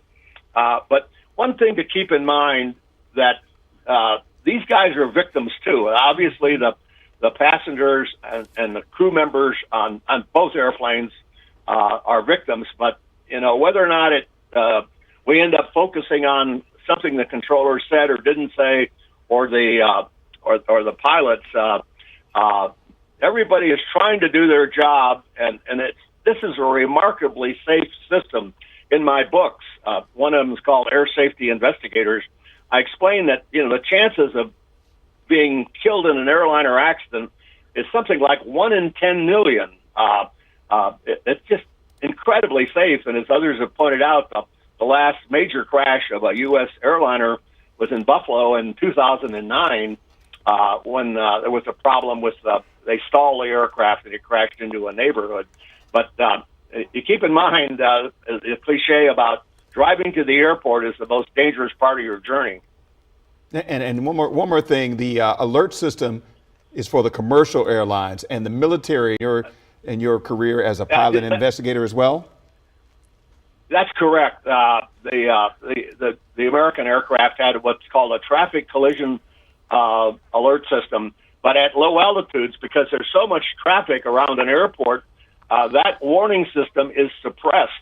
You don't want this thing. It talks to you as well as gives you visual indications of what to do, but it's designed to handle en route flight or distance from the airport collision problems. It's not designed, once you're on final approach, it is pretty useless, frankly. You're listening to the controllers, you're looking out at the runway, and remember, they initially thought they were going to be landing on runway 1, I understand, 01, and they were switched to this runway 33.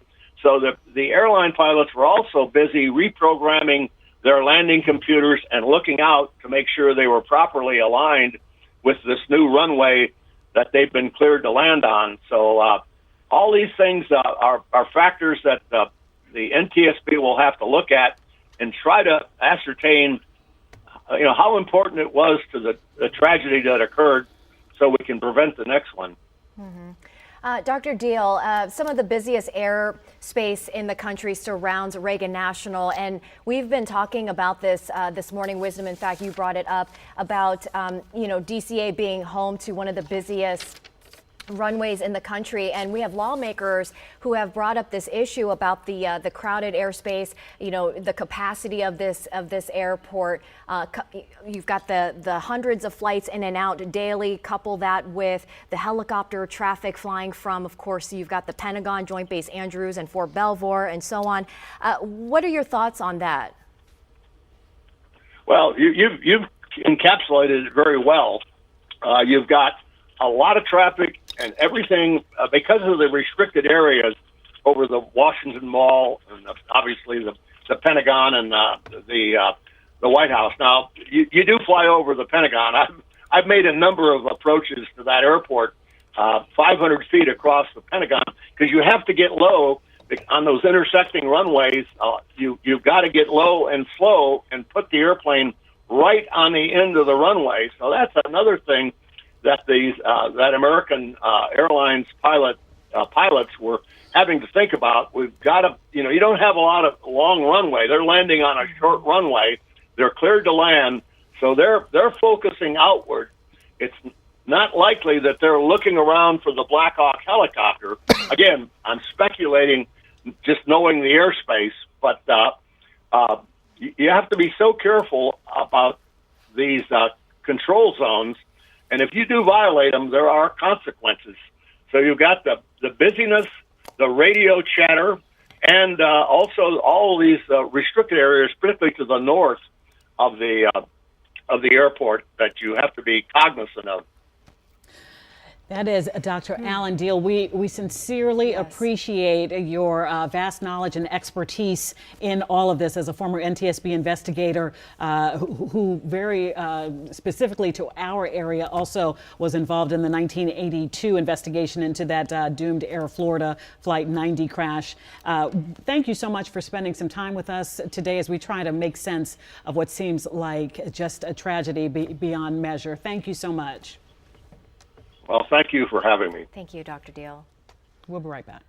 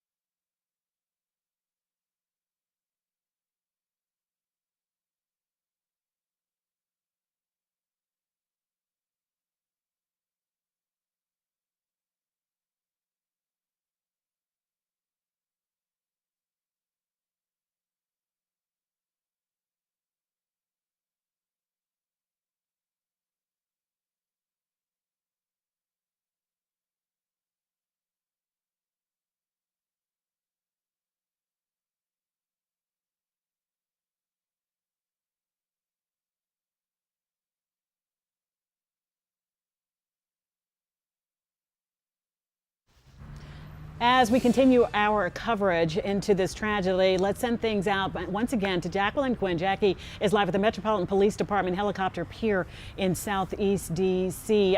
You have recently been able to confirm some details about actually your location.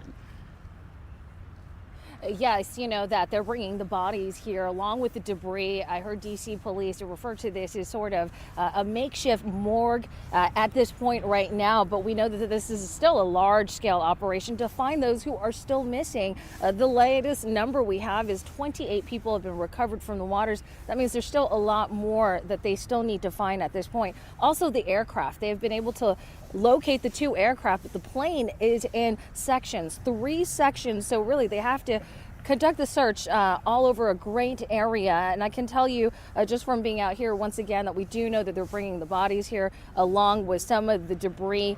And that number again, 28 victims so far, including one of the people who was on that Black Hawk military helicopter. So this is about 3 miles, though, away from the actual crash site, which is near Reagan Airport. But this is where the staging happens, where personnel equipment is moving out over to the area where they're searching. And also point out right now just the areas out here, you know, by the helicopter that's parked at the moment. That we've seen that move up and down. We've seen multiple other aircraft or helicopters, I should say, but the boats likely bringing in divers, supplies to locate and navigate the water, which we know is very icy in some places right now. And we also know that multiple other agencies are out here. Now, no names have been released or yet confirmed, but we do know from a major organization, the U.S. Figure Skating Organization, they've confirmed they had athletes, coaches, and family members who were returning from a U.S. Figure Skating Championship in Wichita, Kansas.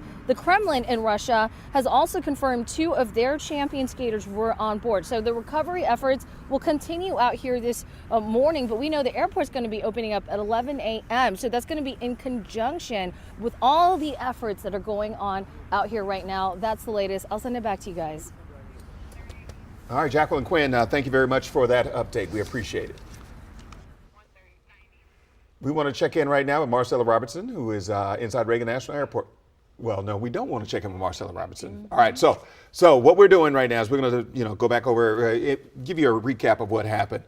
So sometime around 8:45 last night, American Airlines flight from Wichita to DCA, number 5342, which was an American Eagle subsidiary, had a midair collision with a military helicopter. 4 crew members, 60 passengers on board.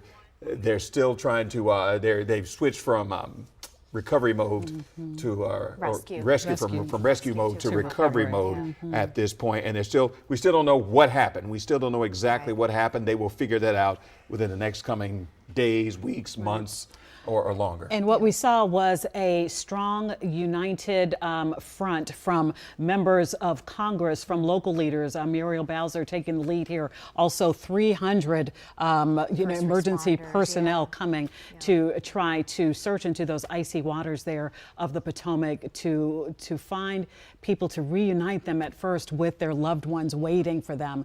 But unfortunately, it ended this way. Unimaginable tragedy here in the nation's capital on this Thursday. Our thoughts and prayers are with everyone impacted by this. Thanks for joining us.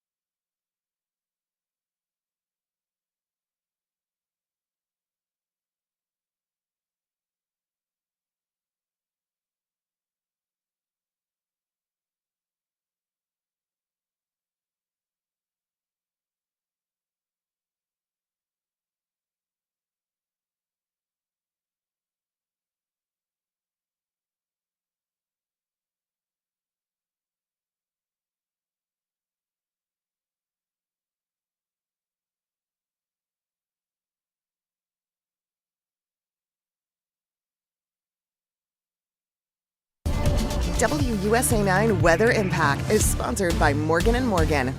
Hi folks, I'm meteorologist Jonathan Myers, and this is your latest WSA9.com weather webcast. Now, we do have a weather impact alert issued for Friday. Today, a nice quiet day. Sunshine, few clouds late, but Friday's a different story. Both the morning commute and the afternoon and evening commute going to likely be wet with rain and showers. Probably your critical timing somewhere between about noon and 5 or 6 p.m. That's when I think things are going to be worst in terms of the rain coming down. Commutes are going to be slow. You're going to need your umbrella. Again, it is a weather impact alert day for tomorrow, and we have 3 real reasons that we issue these. Number one, for life-threatening weather. We're not expecting that this time around. More of a nuisance, though, may have to change your plans, or an inconvenience, or kind of a travel impactor. Yes, that is going to be the situation for sure tomorrow. And then, of course, there's a dynamic situation where you should check back with us frequently. Right now, it looks like the chance of rain is pretty way up there, so not so much that. But again, tomorrow, that nuisance sort of inconvenience weather that is going to have some impact on your plans. So let's go ahead and take a look at the futurecast. And oh, by the way, we're still running a moderate to severe drought across the area. So we do need the rain, and we are going to get it here by about, say, just after midnight tonight, maybe even just prior to midnight tonight. South and west of the district, you'll start seeing some rain. Light rain moves into D.C. at about 1 a.m. By about, say, 4 or 5 o'clock in the morning, the rain continues to overspread the area, especially by about lunchtime or so, even late morning. The heavier rain loading up from the 66-50 corridor, points south and west, and then north and east of the district, getting in on some light to moderate rain. Looks like the heaviest of the rain, at least according to this data that I'm looking at, will be south of the district generally, about an inch of rain potentially here across portions of Virginia. This goes through lunchtime tomorrow. Then there's a rapid kind of wrap up of the rain after the PM commute. Look, here's the back end coming through by, actually looks maybe now about 10, 11 o'clock. This is a new computer model, just came in here. So this actually extends that rain out, or at least the light to moderate rain, into the evening. I think, again, the heaviest falls through about 6 or 7 o'clock, and then it is out of here. And it looks like things will dry out nicely by the time we work into the early weekend. The weekend's actually shaping up pretty nice. So rain potential in total, this is the computer model output of what I just showed you in terms of anticipated rainfall. About a ½ inch or so here in the city, in the district. Leesburg just shy of a ½ inch, about a ½ inch at Gaithersburg. Frederick County, we're looking at about 3/4 of an inch down toward the area of Manassas, as well as Culpeper, La Plata, Charles County. You're expecting somewhere between about a ½ inch and an inch. Then you work way south towards Spotsylvania. Fredericksburg, you're at 1.07 inches of rain. Orange at 1.3. Northern Neck of Virginia, that's probably in excess of an inch, and right around an inch well down into St. Mary's and portions of the lower Delmarva. The farther north you get of the district, at least as you work your way up 95 toward Baltimore, you start getting some somewhat lesser totals before another bigger band of rain into northern Maryland and into New Jersey and Pennsylvania. So today is that quiet day in between systems. We go with 49 for the district. We'll be at 52 at Manassas, 54 Culpeper, 54 at Fredericksburg, 53 at Orange. The quiet weather comes to an end tonight, but temperatures, they are above freezing, so it doesn't look like anything that falls will likely be frozen. It will just be wet. 40 degrees here at Gaithersburg, Montgomery County. We'll be at 41 at here in the district at DCA. 42, actually just got a fresh update on some of these temperatures, some of these lows coming in overnight tonight. 42 at Manassas, will be at 41 at Joint Base Andrews, and then 41 at Potomac River. Planner for today, again, the clouds will begin to increase ahead of that next weather maker. Temperatures at 47 through 11 a.m. 51 at 1. Temperatures going to be in the upper 40s, low 50s before kind of settling off into the upper 30s and low to mid 40s overnight tonight with that rain moving in. 49 for today, 52 tomorrow, 53 on Saturday. All these temperatures are at or above average, except as we get to Sunday, we're back down close to average before popping up to 58 into early next week. On Monday, 10-day temperature trend again keeps us generally above average. That's a nice change as we head all the way into early February. 7-day forecast, 49 for today. Again, expect some increase in cloud cover late day into tonight, dropping down to near 40 tonight. Rain, some heavy, actually rain developing just after midnight tonight, but rain some heavy during the day on Friday keeps us in the weather impact alert. We're at 53 on Saturday, clears out. Nice sunshine for Sunday, a little chillier. We're up near 60 by Monday of early next week. Then some showers could develop as we head into next Wednesday. Some indications are, at least early, that there could be a wintry mix at the front end of that, especially some of the outlying colder areas. Have a great day.